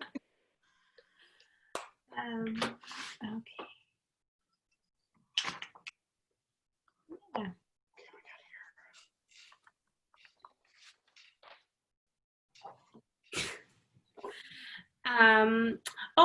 About that like weekend retreat that I kind of touched on yesterday. I was gonna say last week. I was thinking like, because I didn't really have a name, but I was thinking like girls retreat, like girls getaway. And then having like, so the Friday breakdown that I thought of was doing like your goal setting and then like food mindset, and then doing a home workout with me, and then maybe doing breath work of some sort. I don't know, is that too much for one day? No, I think if you space it, like, I think a retreat, they're there for time. You know what I mean? They're there for an experience. So it's like, set the tone, do the thing, intro, a workout, mindful eating discussion, and like that's a good mixture. Okay. And then on the Saturday doing morning yoga. And then I was thinking about having like a makeup artist or a hair person come in and like do a tutorial of some sort. And then doing like a cooking meal, and then having someone come in and do self-care. And then I didn't know if I should add more on the Saturday or not. So is this a virtual retreat? Okay. Yeah, just I was making sure. So with a virtual retreat, I think that it's going to be easier to stick to times. So if you're just clear of, what you want to do, and so is coming in and doing this from 1 to 2, and then the next thing it starts 2 to 3, it's going to be easier to keep people on track than if it was in person. Because when it's in person, everything takes longer. So I think it's gonna be easy for you to organize and keep on track. And what was the question that you just asked me? I didn't know if I should add more into like content, I guess. No, so just decide what you want to do with people and how long you want it to be during the day. Because it's virtual too, it doesn't need to be a full day 8 to 5 thing. It could be, 3 hours, and that's great. That's what people want. You know what I mean? So just decide yourself, what do you want to give people and how long do you want it to be? Okay. And then Sunday, I liked how Christy had the hike and like you can find some place to go walk. And then I didn't know if I should leave like doing emotions for the last, because I know that like dealing with your emotions can be like dense. And so in some ways I was like, oh, that might be good to put at the end, because then it's like something like super memorable. But then it's also, I guess you're at home too. And so if you cry, it's not a huge. Well, you could do it on the final day, but the final thing should not be leaving people sad. So do the emotions on the final day if you want, but end in a way that people leave feeling fabulous. Mm-hmm. You know what I mean? So have some kind of final celebration. Mm-hmm. And I was thinking after that is like doing a building confidence. Yes. So then that would make sense. Okay. And I think that's fine because people, even though it's virtual, people are still warming up at the beginning. They might not be as open on day one. How do you feel? Right? They're like, right. So get people like to warm up, to get what it feels like. And then maybe in the final day is more of an activity where people are comfortable to open up. And then it's going to be a better experience for them. And then a final like confidence thing, or however you leave them off. I think that's great. So does that sound like a good name, like a girl's getaway? Yeah, I would call it the girls' getaway retreat. I think that's great. And then would you put like a tagline? So what would be like the overall experience of the retreat?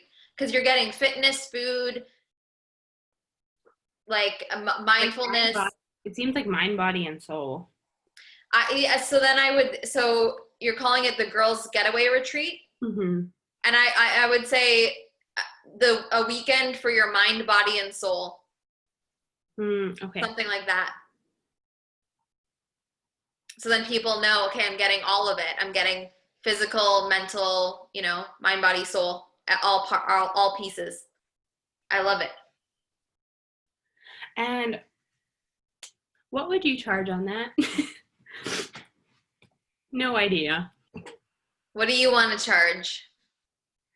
The first number that kind of popped into my head was 777.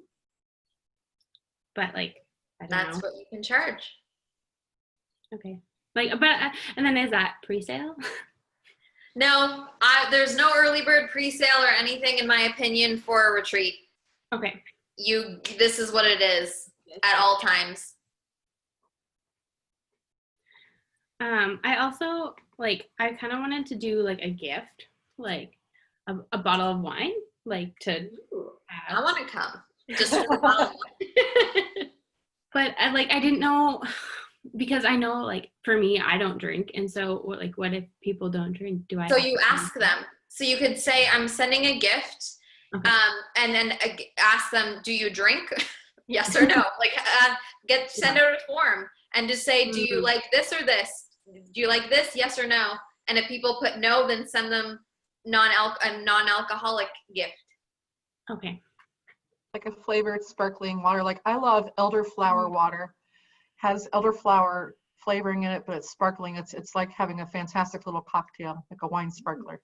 Ooh, okay. There are a lot of and they come in a wine bottle, and it's usually got really beautiful artwork and everything on it. Yeah. It's like $10. It's very, very reasonable. What's that called? Pardon? What's that called? I never heard of it. I think the company is Belvoir. It's Belvoir.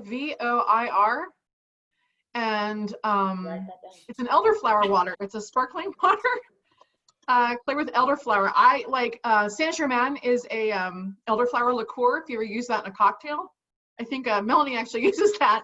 I've been using it for years. It's just so refreshing and floral, and I want some now.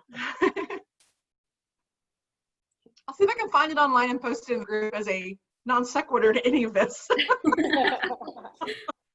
I love it. Let me go on my phone real quick here. Now I want to know. I haven't had any forever. I want some now. Any other questions, Delaney, for that? For launching that, does that look different than it would for a regular program? Yes and no. I mean, when you're selling a retreat, well, because it's online, it's a little bit different too. Like in person, when you're selling something in person, it's like a certain type of person is going to travel and go somewhere, right? But online, I think it's more similar to how you're selling a program, because literally anyone in the world can attend this virtual retreat. So I would do branding for it. I would announce it. I would talk about it. I would show up on my stories, and I would really sell it the same way as you would sell a program, because it's literally a program. It's literally a weekend program. So I would sell it very similarly, but really talk about how like this is actually an experience. Even though we're not in person, this is an experience. We're doing things, we're learning things. It's going to be sisterhood. It's going to be so much fun. Like that's really what I would push and talk about when you're explaining it. And then like, because I feel like I struggled with this in like my first group of like getting people to engage. Like, I don't know if that was me or if it was just because it was like the first program or their first program. Like, how do you encourage that more? By saying you're coming to a retreat, you're going to act like if we're in the same room. Like, Okay. be bold, be bold. How do you encourage it is the activities that you're doing, get people to, like, you're going to be obviously on video with people, people are going to be following along, get people to post how they feel, make a group and they can post their pictures, like get to know each other, like say, you know, you guys, like, because of what's happening, we can't be in person, but like, let's do our best to make it feel like we're right beside each other. Like post all the selfies, post all the pictures, post all the updates, like just really encourage the engagement. I thought too, while I was deciding to do mine, to actually like make like a really pretty outline of like the itinerary, just like as if you did show up to a retreat, like what you would get, like this is the time and place that it is. So I've been like kind of playing with that both digitally, and I also had the thought, depending on like when I started it and when they came in, to actually mail that out. So it was a thing that they had, like an invitation that this was the layout, these were the dates of, and make it like pretty, instead of just like the units on Facebook, but make it so that it was like as if we showed up and got our bag of all of our goodies. I love that idea. Lovely, touchy-feely, like bring the touchy-feely. Yeah. Back to your idea of having a gift, Delaney, it could be something where you just create a box for them and ship it to them. So if you're charging $777, if you could invest, you know, $30 to $50 into that box, including shipping, give them some quality items, something beautiful, touchy-feely, smelly, tasty. Women love to use our senses. That will help ground them into the experience. Grounding into senses is very important. Depending how you want to get, you can get you're going to get people's mailing addresses, and depending how much time you want to take, you can order flowers and get flowers sent to their house. Yes, that's lovely too. I love that.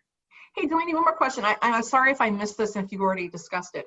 The first day of the retreat, is there going to be activity and then like a lunch break and then more activity, or is it just like a branch of activity? It's kind of just a branch. Initially, I had thought that it would just be in the evening, but then I have like 4 things, so I realized 4 things in the evening might be a lot. We'll have that break at night. Yeah, that makes sense. So I was just thinking of most of the things I've attended either online or in real person, just like meetings and things.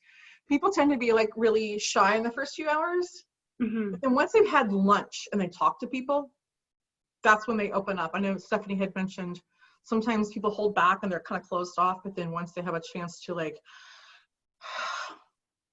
then they open up again. Sort of like they have to like come into themselves and they open back up for the shy people. So like, are you saying having like a lunch at home by yourself, or like doing lunch over Zoom? I think it'd be kind of fun to eat together or enjoy a snack or drinks over Zoom and just have like a chat time where it's not about the program, just sort of like a socialization time. For people and I would give people an option of like, this is a break. You can like chill and break on Zoom, or go take a break by yourself and come back at this time as the next activity. Because I know for me, I need like breaks. Right? So sometimes people just, even online, you need a break from all the things. You need to go be by yourself or go do something. So you could do it where it's like you want to chat with people casually, the Zoom is going to be open, come here, but feel free if you want to like have your own kind of, you got things to do. The next activity is starting at this time, you know? Yeah, that's good for your introverts. Yeah. So like if I did a package of like using all the senses and like adding more stuff in, should I be charging more then? If you want. If you want. I think 777, if you're gonna charge 77, my instinct is that gives you money to give them a nice gift. Okay. You're providing remember, you're providing an experience. If they have things to touch, feel, smell, taste, that's going to ground them into having an experience, not just having someone yammering to them online. And the other point is, I don't want people to think like, okay, I'm spending this on this and this on this and this on this, so then the price needs to be this. You decide the price, and that's the price, and you can give them a gift or not give them the gift, and the price doesn't have to change. Okay. I have a question. Yeah. On this whole pricing conversation, I find it very interesting. How come you're not starting with the question of how much are you looking to make in this 2-day retreats, and then figuring out how many people you think you're going to get to attend, and then figuring out the price from that? Like, why isn't the conversation working that way as opposed to at the beginning? It can, Oh. but personally, if I was like, I want to make $10,000 and at the top of my head was $10,000, I would be not a happy person trying to plan what I'm doing. I would be so focused on numbers and not focused on people. Okay. So that's personally, when it's a retreat, when it's a program, when it's anything, I don't ever set, I want X goal. I don't run my business like that. And now that's me. And if people want to, and they're like, I want to make this much money, then I say, okay, if you want to make this much money, then how much is the price? And how many people do you need to make X? Like I'll do that with clients. But any experience I've had doing that with clients, people lose their heart in it because they're so focused on, okay, I need 3 more people to reach my goal. And then you show up in a very different energy. Right? So what I have found is when you focus on how you want it to feel, what you want it to be like, that you're going to get the result plus more anyways, because you're focused on the heart of it. Does that make sense? And I get the question because the goal is you want to make money, right? But also with a retreat,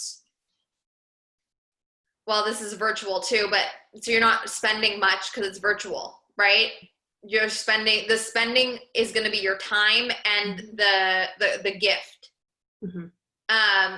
But in my opinion, that doesn't take away of how much you want to charge, because it's your time and it's a high value thing.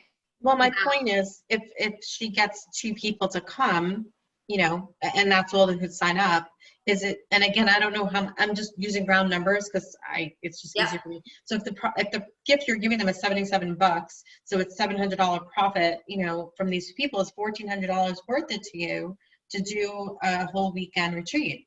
Right.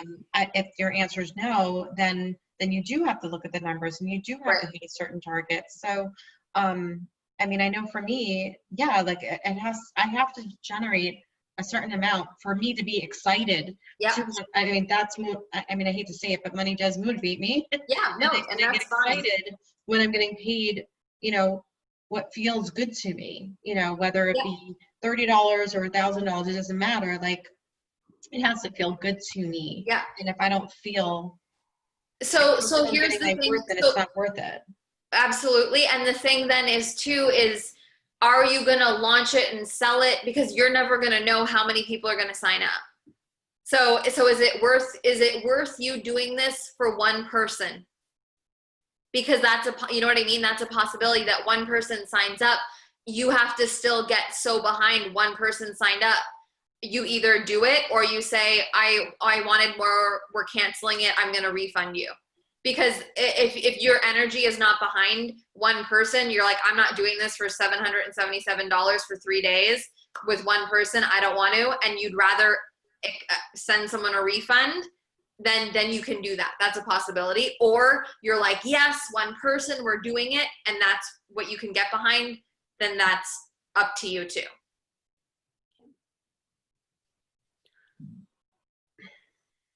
And you're in a phase where you're building. One person is good. Mm-hmm. Because if you're not happy with one, you're never going to get 2 or 3 or 4, in my opinion. So sometimes it has to be like, oh my God, it's just one. Ugh. But then you get through it and it builds. There has to be a building phase. There's just going to be a building phase. But I totally agree that, you know, I don't want you to, when I was saying about pricing, like resenting doing, like it's so low, and then you say it's a 3-month thing and it's only whatever, and you're like, oh my God, on week 3, you're like, I can't believe people only paid this much, and you're so over it. You want to be in it, and you want to know that they're in it, and you want to be happy showing up and know that they paid a price that you feel good that you deserved, and you're showing up so much, bending over backwards. I have an example. I'm like, don't do this. I gave someone an extremely flexible payment plan that went well beyond the terms, and we're done, and she's still paying, but she's not paying me the dates that she's telling me that she was going to pay me. And it's like to the point where it's like, I don't even care anymore if I get the money or not, because the energy behind not seeing it not come through is like, I'm just over it. But I don't, that's the human side of me. The business side is like, she'll pay me, and she knows that she's not paying me on time, and she knows she's trying to build a business, and if she doesn't want to pay people on time, then people aren't going to pay her on time. Right. But it's one of those things where it's just like, well, I'm not bending over backwards for people anymore. Right. So you live and you learn through all of it. And your standards are what your standards are. But there is a building phase where sometimes it feels like, okay, there's only one. I wish there were 10, but I'm going to do this, and that one person is going to love it. It's like if you wanted a group program and one person signed up, you could say, okay, I'm not doing the group program. Or you could say, hey, it's now a one-on-one experience, and you give them a great experience and it's a great testimonial. And then the next time people see, oh my God, they got great results, and it grows, you know? Yeah. With you, so like your pay or your story there, doesn't PayPal just take it out right away? No. So this person isn't paying me through PayPal, but also I want you to know this about PayPal is, if people don't have funds, PayPal's not pulling from anything, you won't get your money. So if someone's on a payment plan through PayPal and it doesn't go through, you'll get an email that says, so-and-so's payment didn't come through today. And that's how you know. So you know when it comes through, because it'll say you received money. And when it doesn't come through, it'll say you didn't receive money, or whatever it says. Okay. And so that rarely happens, but if it does happen, in my experience, it's usually the person forgot to connect their new card to the PayPal, right? It's a simple fix, and then you just reach out to the person, they fix it. That rarely happens. Yeah. I kind of had a thought there, since it is like a girl's getaway, do you think it'd be valuable to do like register with your girlfriend and you get so-and-so off? Like, buy one, get one half off or something? I think that would be a fabulous idea. Okay. So then you automatically always get 2. Mm-hmm. You and your mom, you and your sister, you and your best friend, you and your I think that's a great idea.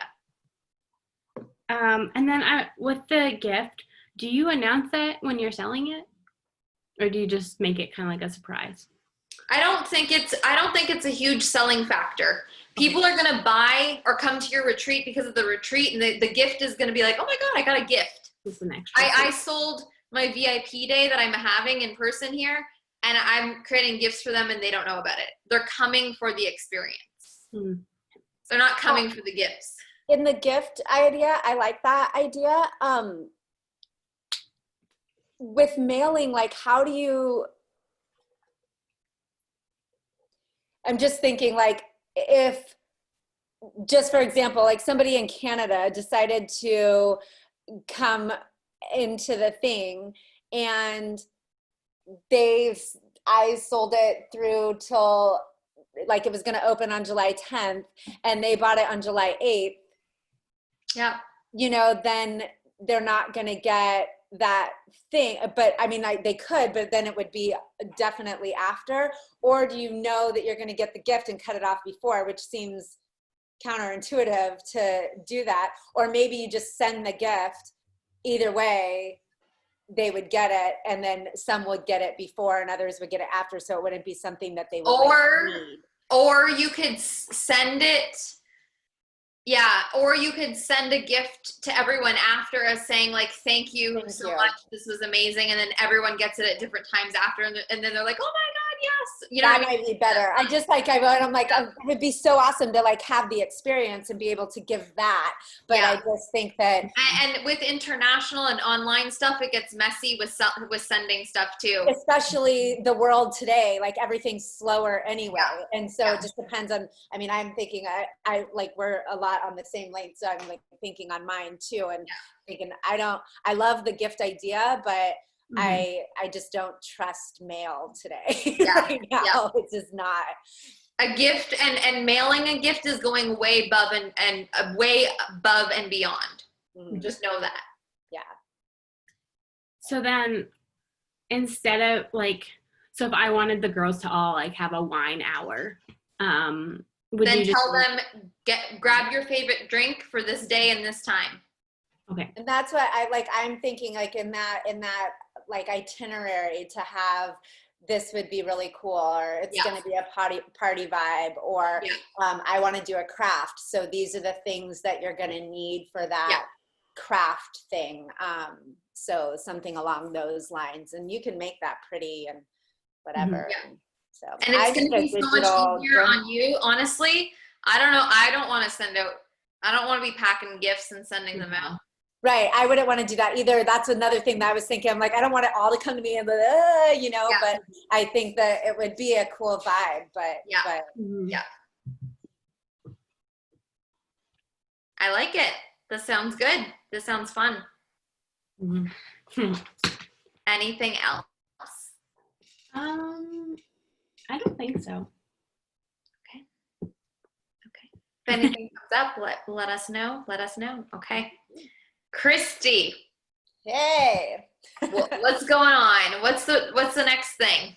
So I think we're gonna run the new Journey 1.0 again, with a different vibe. Yesterday was kind of looking at my calendar and thinking like June 14th-ish, somewhere in there.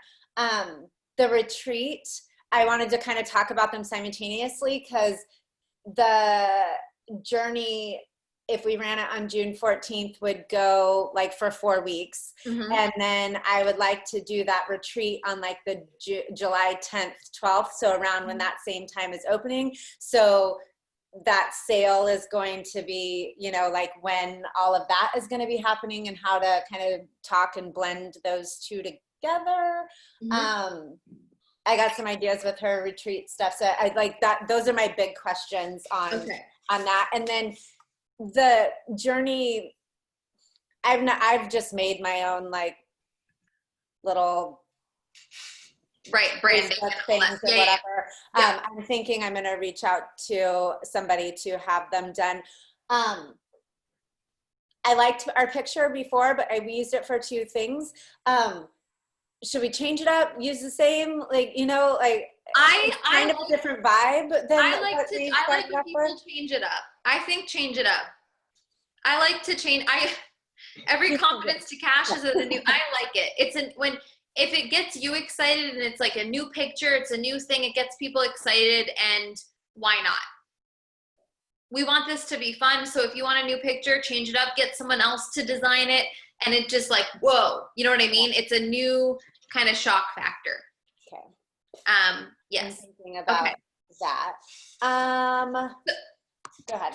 So I was just gonna say, so your biggest thing right now is Journey 1, and then you're wanting to do like, so you're starting Journey, And then you said July 10th would be the retreat? Yeah, well, I just kind of wrote down like mid-July. I wrote 10th Okay. to the 12th, somewhere in there. Just stuff. So will be done with me. I would start the process of selling Journey soon and Right. start that first because it's starting before the retreat. Mhm. And then, well, yeah, well, because it's online. I mean, you could wait until technically Journey starts to even start promoting the retreat. You could, but because it's two very separate, different things, you can sell both at the same time. It's not going to be confusing. It's not like you're selling two nutrition programs. You're Right. selling a weekend retreat, and your nutrition program. Would it be beneficial to, I found like, think the second round of Journey, I don't know. I just wasn't into that second round, I don't think, at all from the very beginning of it. But would it be beneficial to like start, well, I talk about like this stuff anyway. I'm just trying to see how to like all of a sudden be like, and now I have a retreat. Why are you overthinking it? I don't know, because it's me. Listen, I needed to do a master class on this. You're meant to be innovative, and you're meant to put it out there whenever you want to put it out there. No one is like, oh my God, I can't believe she now is doing a retreat out of nowhere. How are you? Like, of course you are. Why Right. wouldn't you? Arrogant, Christy. How dare you want to do something? I know, right? I don't know. I felt like it. Like, how cool is it? You've got a program, and now you've got a retreat. Like, own it. Okay. I think And- that's what you needed to hear. So then, like, it's okay to sell them both. Yes. Like in simultaneously, because they are kind of different, and then well, they're definitely different. And then would you said not to do, like, you wouldn't do a pre-sale for the One price for the retreat. And if it was like, I liked the buy one get one free, half off or whatever, that would just be for the life of the sale of the program? Or would that be something that you would cut off, or it doesn't really matter? I think what I'm vibing towards is you could keep that consistent throughout, because what if someone finds it and they're like, they want to do it with their bestie, and then it's like another incentive.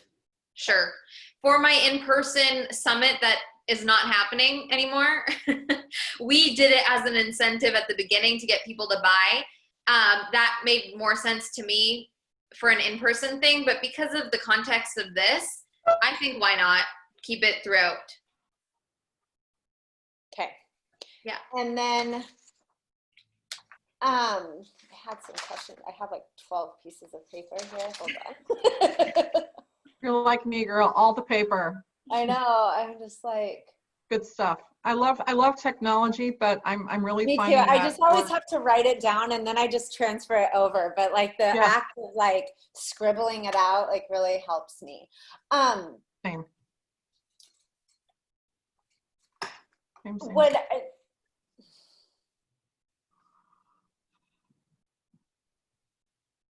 I'm trying to ask questions that I don't know the answers to. Because I feel like I know what you're gonna say.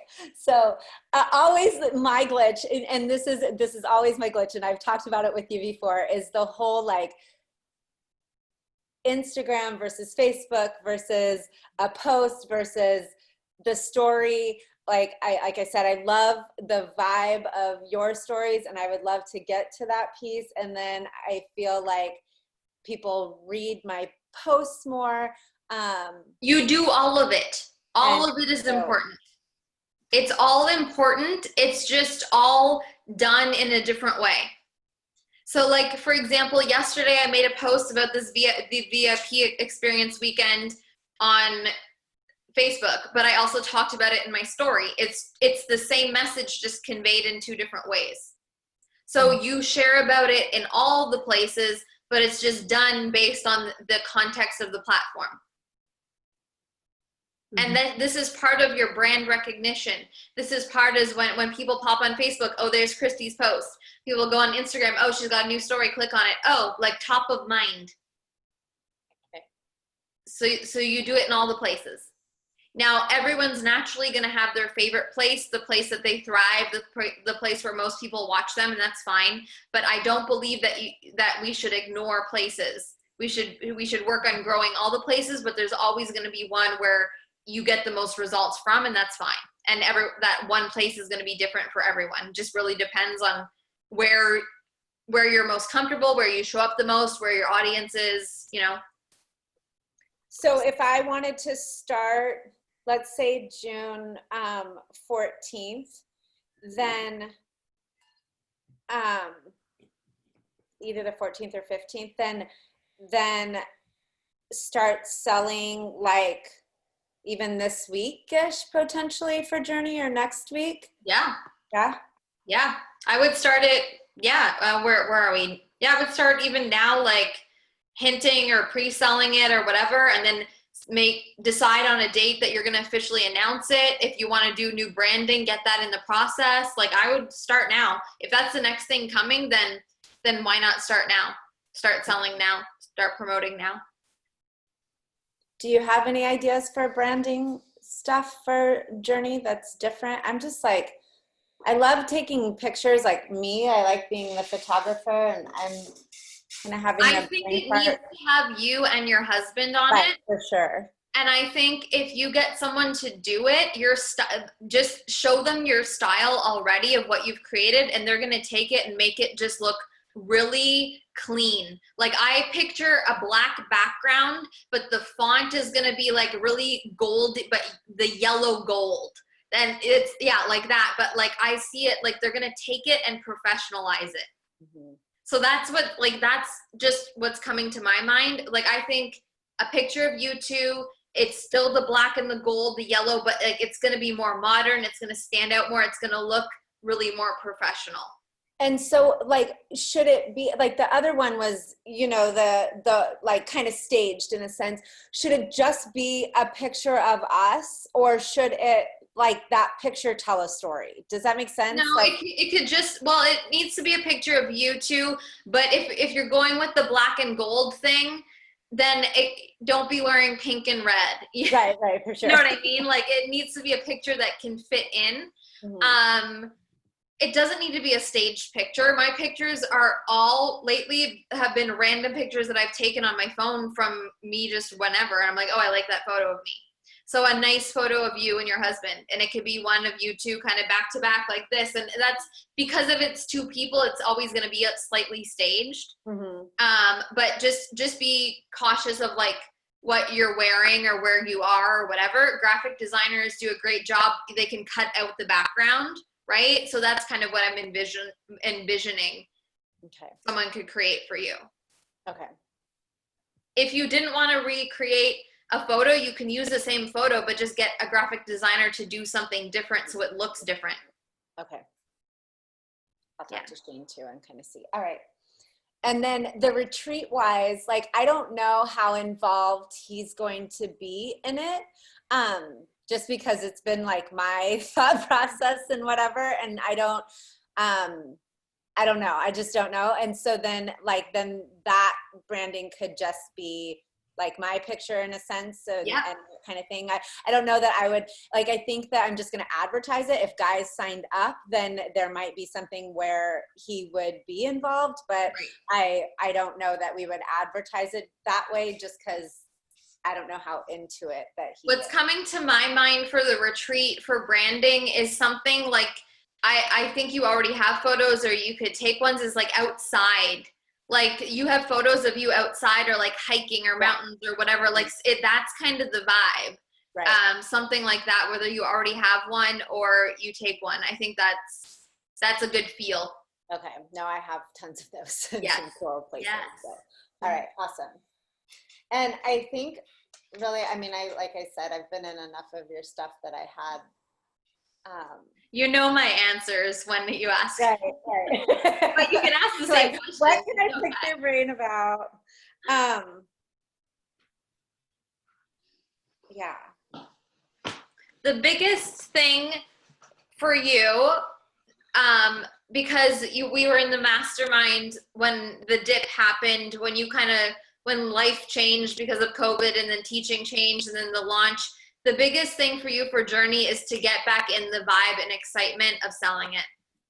Because that's what you lost. I have not, what I didn't like, the first round that we did, I was kind of on the macro train again.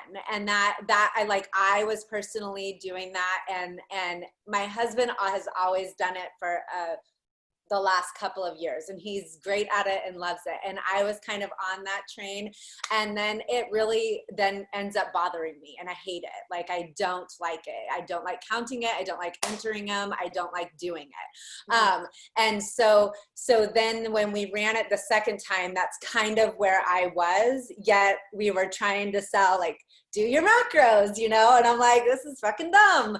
And so that's kind of where I was at. And I'm sure, I know that my vibe came across on that. And so then after doing the offer incubator, kind of like you said, where did we start? Like, what did we start with, and how did we get to where our end goal is? Because we've all taken the journey that essentially we're trying to sell in some way, shape, and form. And so, like, I did not start off ever doing macros or counting macros or knowing what macros were or doing anything with that. And so I'm behind it more because in my mind, I don't have to sell, like, that's not what Journey 1 will be. Yeah. And if they continue to go deeper into the macro thing, like, that's where they'll get centered to Shane, because then he can deal with that and do that. That's not where I come from. It's really hard to get behind selling something that you don't love and you're not excited about. Yeah. And so I think, like, this Journey 1 is great. And then even Journey 2 is kind of like dabbing on it, which I see the validity in it. And there are times when I'm like, I need to clean it up and I really need to focus. And that's what I use it for, where Shane uses it daily, inside and out, and loves it, tracks it. But now I think, even so, doing it this way, your energy behind Journey 2 is going to make sense, because you're going to be like, there is a step 1 for people. Yes, so excited. Now there is a step 2. I did the step 2. Amazing. I loved it. I know why people are going to go in it. You're going to have more of a purpose behind it. Yeah. And I think, and then like I said, if they want those one-on-one intensives, like, I need to know more macros, like that's Shane. Like, I'm going to be like, okay, he's great. And I'm not, I don't go there. I don't eat like that. So that's perfect. You got best of both worlds, both of you. Right. I love it. Cool. Oh my God. I think that is all. Is it too, like, I know you talked about the whole, like, Chandra and timeline and that kind of thing, but then, like, looking at my time, like, if I message her today and say in a week or so, could that happen? Or yeah, it could.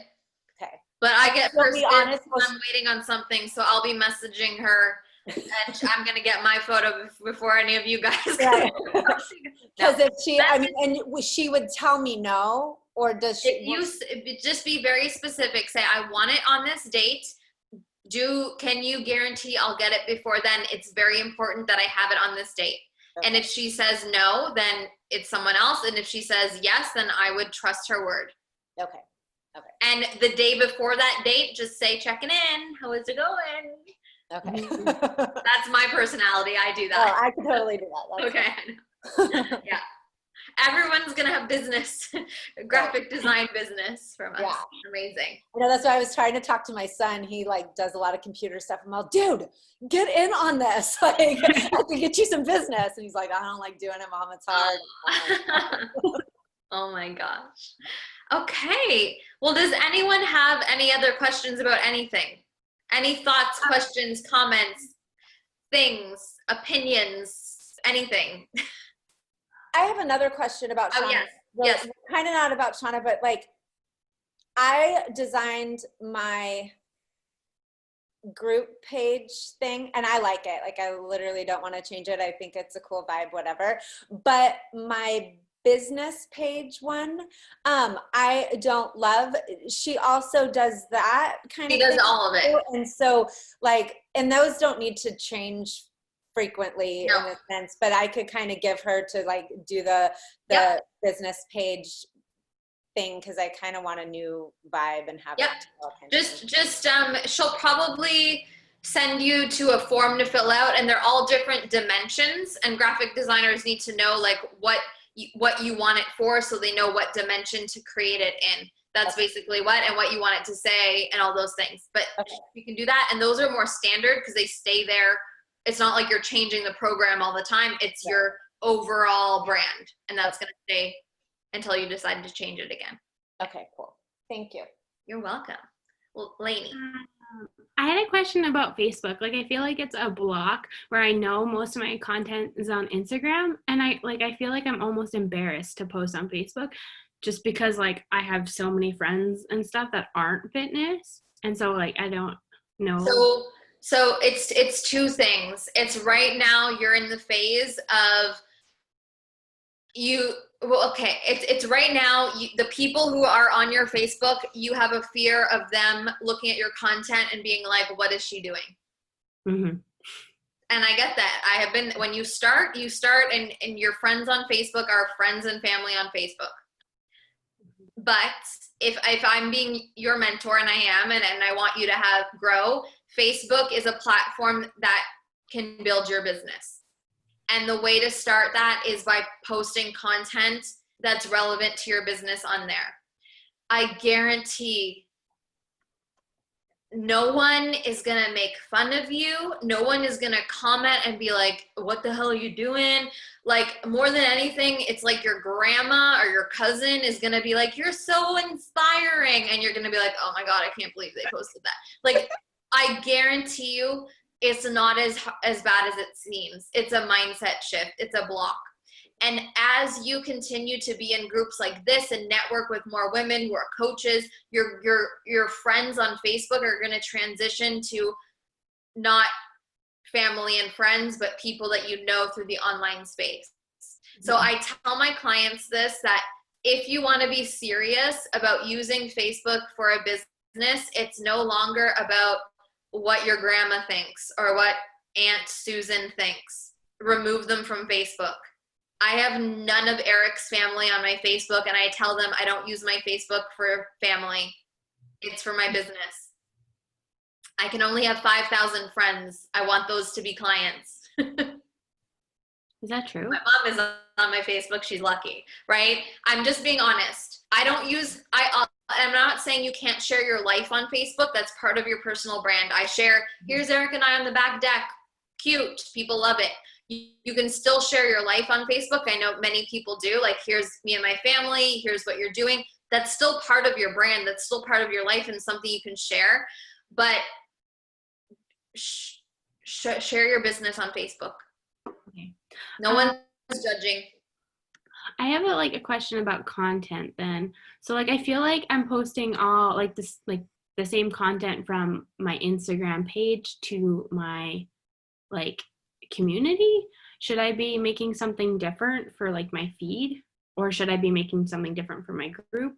Like, I feel like like being in the group is like the same as being on my feed on Instagram. Yeah. So here, I look at a group as a group is about them. So a group is about them, and your profile is about you. Mm. So you want to create a sense of community in your group.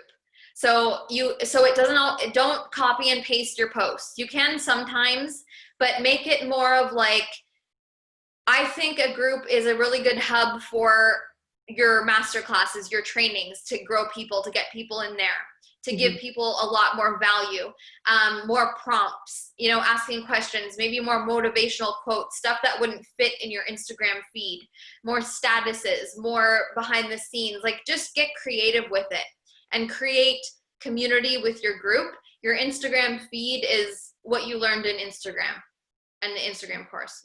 What you're doing with your Instagram feed is great, but your group is I would create more opportunity for connection and collaboration, and that's where you can do your videos and stuff like that. Okay. Now and I know this is a question that may come up. Then what do you do with your public profile? Life. It's what you're doing. You say, I'm working on my business today, and I'm in school today, and I'm going to the gym today. Like, I've got a lot on my plate. It's like what you're doing. And you can still sell. You can still sell, but it's more of like, what are you doing today? What's your life like? What did you accomplish? What are you doing? Like, show people who you are. Okay. Tell story. Don't overcomplicate it. Everyone's like, what do I post where? It's like, I don't know. You just post all of it everywhere. Wherever you want to post it. Does that help? Yeah, I know, like, how we talk, I think it was in the mastermind how we talked about like being adventurous and stuff. I feel Or like, if, when you don't have anything to post, I tell you to go live your life and create something to post. yeah, I feel like I'm struggling with that because like I feel like I barely have time for school and then But I don't mean go climb a mountain. I don't mean go take a trip to wherever. I don't mean go do something insane that people are going to be blown away. I mean go for a walk outside. Okay. I mean go make a romantic dinner with your significant other and make it really cute. Go have a conversation with someone. Go do something that inspires something. Okay. And it doesn't need to mean like go do something crazy. It's just like, okay, what's something a little bit different that's outside of my normal routine that will get me thinking? There's always, like, even these 2 days doing this, I'm like, oh my God, my mind is like, create like all these things that I can say or create and do. Like every interaction I have with someone, I'm like, oh, this is something to talk about. Like be intentional with your life, with what you do now more than ever, because like I know in the US it's changing in certain areas, like, but we're still all locked up here. We're locked up in Ontario. So like, and so I think if you follow me, you saw this, like we had last week a restaurant they come to your house and they serve you and they make your food. We're doing it again this week coming up. Eric's parents are coming to visit, and I asked these people, they're creating this service. They come to your house, they cook it there, they serve it to you. It's like you're at the restaurant. Like, be so intentional with everything that you're doing now. Like with what you do, with what you eat, with how you eat it. Like, you can't go to a restaurant, then what vibe do you want to feel in your house? Create it. You know, like, just even with the way I set up my office in the mornings now, it's like what I change the way my desk looks almost every week. Like, it's little things like that that really make a difference in how you feel.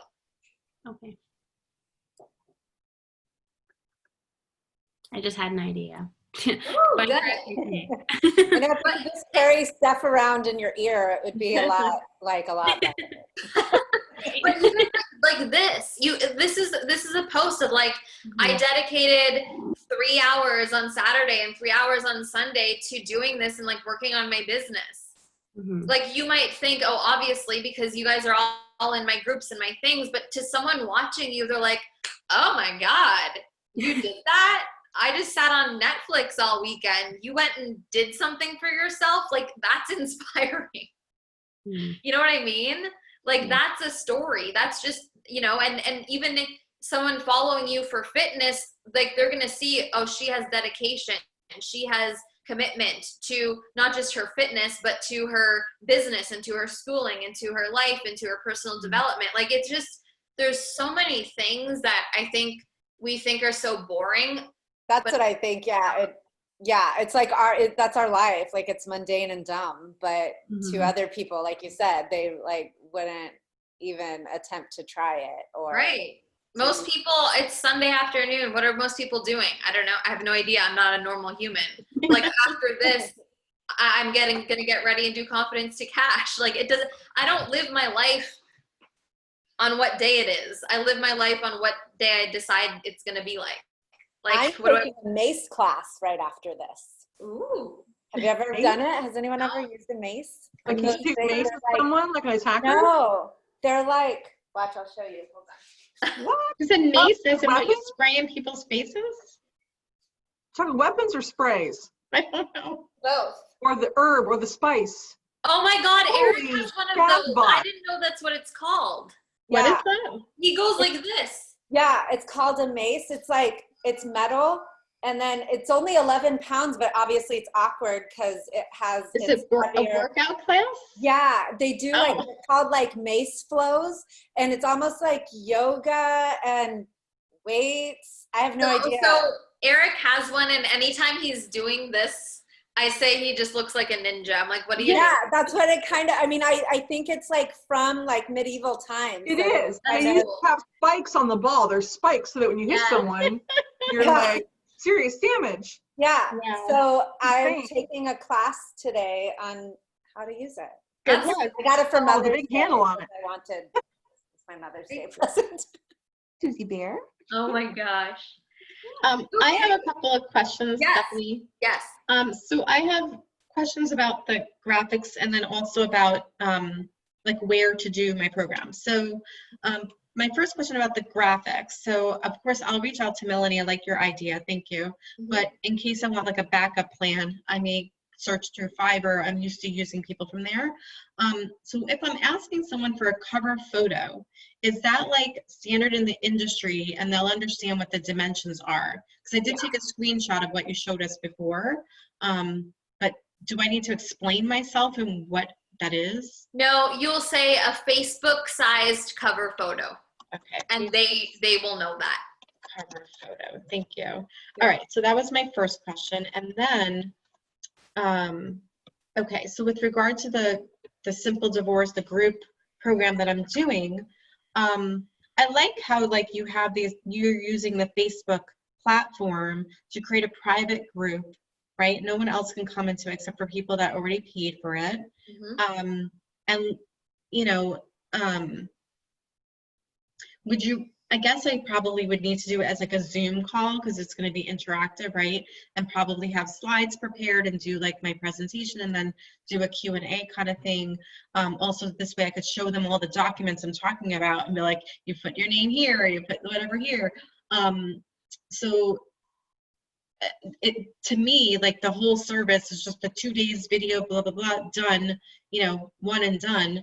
But do you think it's worthwhile for me to leave the quote unquote the group open and let them have access to the videos for a week or something like that? Like, I just don't want this material out there for too long, but also they need to be committed, like get it done, you know? I don't want them to think that it's up there forever so they can get around to it. Like, you know what happens when people get around to it, they never get around to it. So, Right.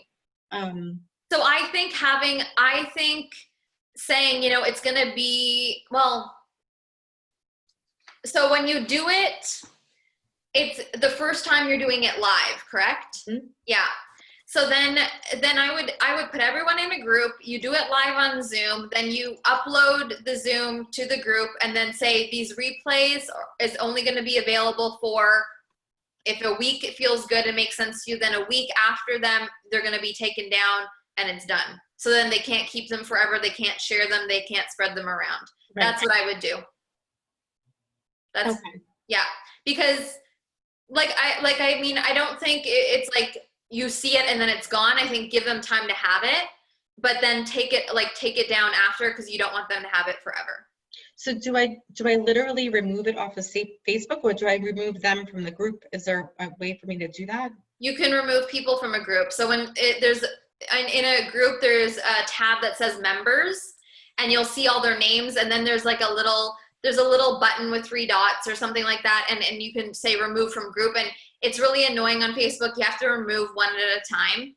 But if you're only Again, I'm not having, at the moment, I'm not planning to have that many people. exactly, so it's not too bad. It's just remove one at a time, and then when they're removed, then they're out of the group. They don't have access to being in the group anymore. Great. So that works for while. I have a lot of thoughts, sorry, going That's through my okay. head. Like, you know, it's like I have the thought that, okay, they're doing it, and let's say I'm going to leave the replay up for 10 days and then maybe set up 1 or 2 days where I'll have like office hours, you know, for 30 to 45 minutes on those 2 days. So if they have questions for me, you know, to help them get it done, help them get it completed, and then I'll just say I'm closing the group, you know, after the 10 days. Now, if at some point I'm planning on this shifting to a platform where it's people buy and they have access and they can watch the recordings, and then again, maybe I'm doing 1 or 2 lives a week, like for Q&A, like a check-in, how would that work? Like, how do I keep track of that? Like, or do I have to create a membership site? Am I going to have to invest in something like that? So yeah, because if someone can buy it any time then, and then they just get instant access, but then when they're not keeping it still, right? Right. So it would have to be done on a membership site or somewhere else where it's like you're in and then it's an expiry date of whenever. It's like you're in and then 10 days later you lose access. Okay. That's what it would have to look like. And then I don't know if you're still going to do a Q&A thing, like a live Q&A for those people, then would it be possible to have like a Facebook group that when someone joins it, you link to this Facebook group that's for members who join it. And maybe that's something that people can always have maybe access to the Q&As, and once they leave or once they do the divorce, they can just leave, like they're out. It wouldn't make sense for them to stay in it. You know what I mean? Like there's the hub where you do the Q&A. So there's a guy that I know, he's a dating coach. So it's like the opposite. So he's a dating coach. And so he has a 6-week program, and I think he uses Kajabi or something like that as like their membership site. And so you pay for it, and then you have access to it forever, like whatever. He never takes you out of there. You always have access to it. But then he has his Facebook group. He's got 2. One is for just for marketing purposes, trying to get people to sign up on it. And then for people that paid, he does every single week. He has the office hours, you know, at certain times, and it's live. And anyone else who joins on the call or on the Zoom or whatever, however he's doing it, they're obviously people just like me who paid for it, you know what I mean? And like he just has that forever. So I'm a member forever, so I kind of can always have a dating coach, I guess you could say, whenever I have issues, which is great. But this is different. This is a divorce. This is like, I'm not trying to promote for people to be getting a divorce or going through a divorce forever. Like I really am creating it so that they're getting it done. Mm-hmm. So I kind of feel like it has to be a little bit different. So I still think though, like if you're going to have a group for people who paid for the course, and that's where your office hours are. Mm-hmm. So that's not you promoting it. That's you paid for the course. And then if you want the office hours, they're going to know you're in this group at this time on these times. Yes. And yes. once you're done, they're done. It doesn't make sense for them to still come to these office hours. Right. You know what I'm saying? Right. And they probably won't. Okay. Pardon? And they probably won't. They might opt themselves out of it or something. Exactly. Like that. They'll either remove themselves, or you can just remind people, like, when you're done the process, please remove yourself from this group. You don't need to be in here. Right. Or if you know that they got divorced and they did it, then just remove them yourself. Okay. Great. Thank you. You're welcome. I think those were all my questions at the moment. Okay. Is there any, like, do you guys feel good? One other question. Okay. Sorry. So I think we talked yesterday that you were going to keep this group open for like another week or something. Yeah. So I think during this week, what I'm going to do is I will hire somebody to do the graphic designing for me, but I would like, sorry, I don't know where all that noise came from. Anyway, so I think I want to come up with like verbiage for those slides that you said I should have, like a mini description. So I may want to play around with that and just like post ideas without pictures on it. Just like let me focus on the copy. And would you help me with that, or would other people chime in? You can post that in Confidence to Cash. Oh, actually, okay. No, don't. Sorry, don't do that. Just thinking, because most people in Confidence to Cash are going to be confused of why you're doing that, because that's not part of the homework. So yes, post that in this group, and I'll give feedback. Okay, thank you. Yeah, you're welcome. And what's going to happen once we get off today? Yesterday's replay I'm going to put in the group. This one, I don't know when. It's because it takes so long to download from Zoom and then YouTube, but I'll put it in there as well, so then you guys can keep them. And now I'll keep it open till next Sundays, which is May 31st, because it just feels good, and then close. But yeah, does anyone have any other questions or things coming up right now? Yes, I have Erica. a question. Will you have a continuation price for us to take it again when you run it again? Yeah, Or like so alumni price? yes, so if you want to take, I'm like, what is this program called? The Offer Incubator. It's going to be the end of June is the next session, and it's going to be 777 for alumni. You guys paid for this program, I'm going to be honest, for 444, or some of you, it was 222 if you were in CC before. This program is a mastermind, and it's regular people are buying it at 1,300 or 2,000 once I raise the price. So it's going to be 777. If you know you want to be in it, you can pay and sign up at any time. Let me know. The other thing that I was going to let you know, I mean, Lainey's in it, is I have a mastermind. Depending on how you want to sign up for the mastermind, most of the women in the mastermind signed up, and they get every course that I'm running while we're in the mastermind. So Lainey gets Confidence to Cash. She got Offer Incubator. She's getting Offer Incubator again, which I didn't know when I sold the mastermind. And she's going to get the program after Offer Incubator, which will be a social media course. Plus you get the mastermind calls, plus our mastermind chat. So, you know, what we did this weekend is, I mean, our mastermind calls are not 3 hours.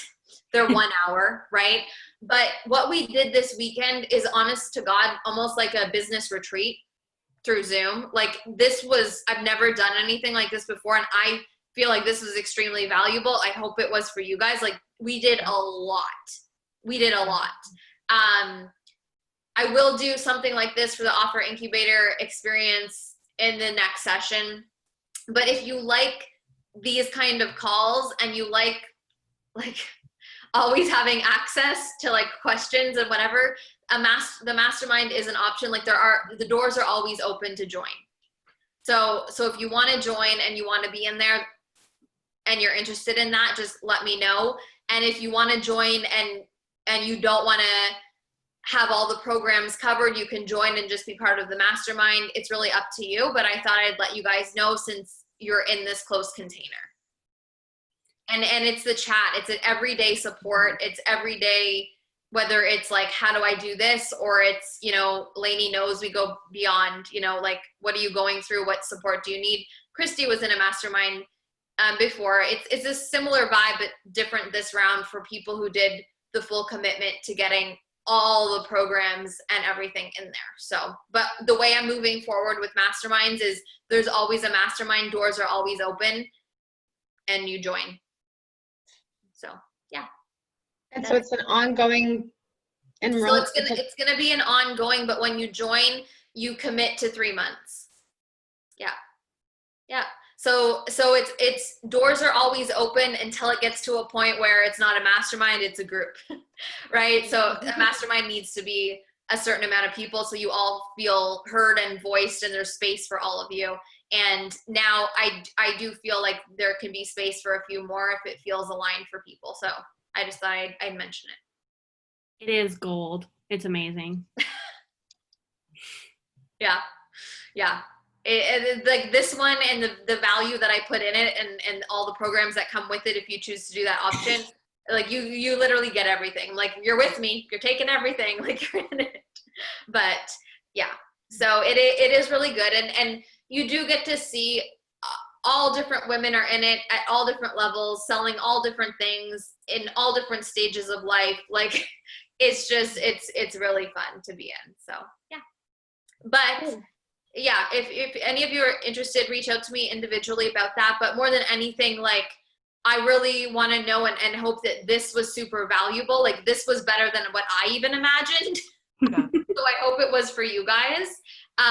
Super, super valuable, and just kind of like dedicate these hours to what you need, get what you need, and you've got what you need going forward. That was my goal. And I really just want to make sure everyone leaves today feeling like you got a lot.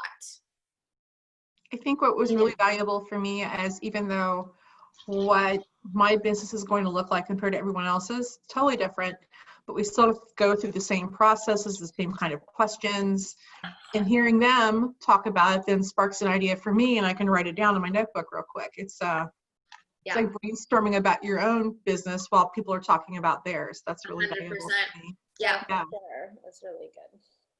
Yeah. Good. And this may seem like a silly question, and I know you shared it with me before, but I haven't quite figured out what to do with it. Like you just said that you're going to share the link to yesterday's and today's audios. I don't understand what to do with it. Like, can I download it? Like, or So when I share it, it's a YouTube link, and you click on the YouTube link, so it opens up in a new tab. And then if you want to keep it, you bookmark it. Oh, okay. Does that make sense? Okay, so I'll have to go find, and I'm talking about the other program I did. I didn't know what to do with it. The one where also with Delaney. I think Delaney was in it too. Instagram, there's a conversation. Yeah. The Instagram one. Yeah. Go do the same thing. Click on the YouTube and then save. Thank you. Or bookmark. Yes. Okay. Something completely not related. I've discovered, and this is for our nutrition people, I've discovered a new way to enjoy cheesecake that's not cheesecake. I just had it. I have reduced sodium cottage cheese. It's like 45% less sodium breakstones. Then I add a little bit of stevia, a little bit of vanilla extract, a couple drops, a little bit of cinnamon. Then I add fresh berries, and you mash it up. It like almost, it tastes like a more granular cheesecake. It's so yummy. Yum. I love good. Good I stuff. love cheesecake too. Oh my God. I know, right? No sugar, no added sugar, lots of fruit. Yummy. So good. Okay. Well, ladies, this is it. Yeah. I feel like this, like we bonded, and now it's like a goodbye. Like, And I will see you in 2 hours. We have to go watch everybody's launches. yes. Now we all know what everyone is doing. Maybe we are going to be customers of each other's. Who Right. knows? Maybe You never know. whatever. But I honest to gosh, I really, really hope this is valuable for you guys, and I hope you're super happy that you did it. I really enjoyed it, and I hope you got so much value out of all of it. I couldn't have asked for a better group of women. I know I said that yesterday, but like, you guys are fabulous, and just to connect and help each other, like, you guys are amazing. And I knew that when I threw this out there, the right people will join, and the right people did. So thank you guys so much. This was really, really great. Thank you. Thanks so much, Thank Stephanie. you for reaching You're out so to welcome. me. And so I'll post the things in the group, and then I'll see you guys in all the other places that I see you guys in. All right. Thanks, Thank you. Steph. Bye. What'd you say, Lane? Can we get a picture before so we can post it? Sure. You can you take them, because we're missing Samantha. Don't forget to tag Samantha. I'm just gonna do a Control-Alt-Print screen here. There you go. My smile. Are we done? I'll reshare them. Just tag me. You guys know what to do. Okay. I love you guys all so much. I feel like it's like a goodbye in a weird way, but I'm gonna see you all. We're gonna see you in 2 hours. I guess It's we get okay. to see you, but I won't be there today. I'm gonna go do my mace class. You do your thing. outside. Okay. Bye, ladies. Thank you so much. Okay. Bye.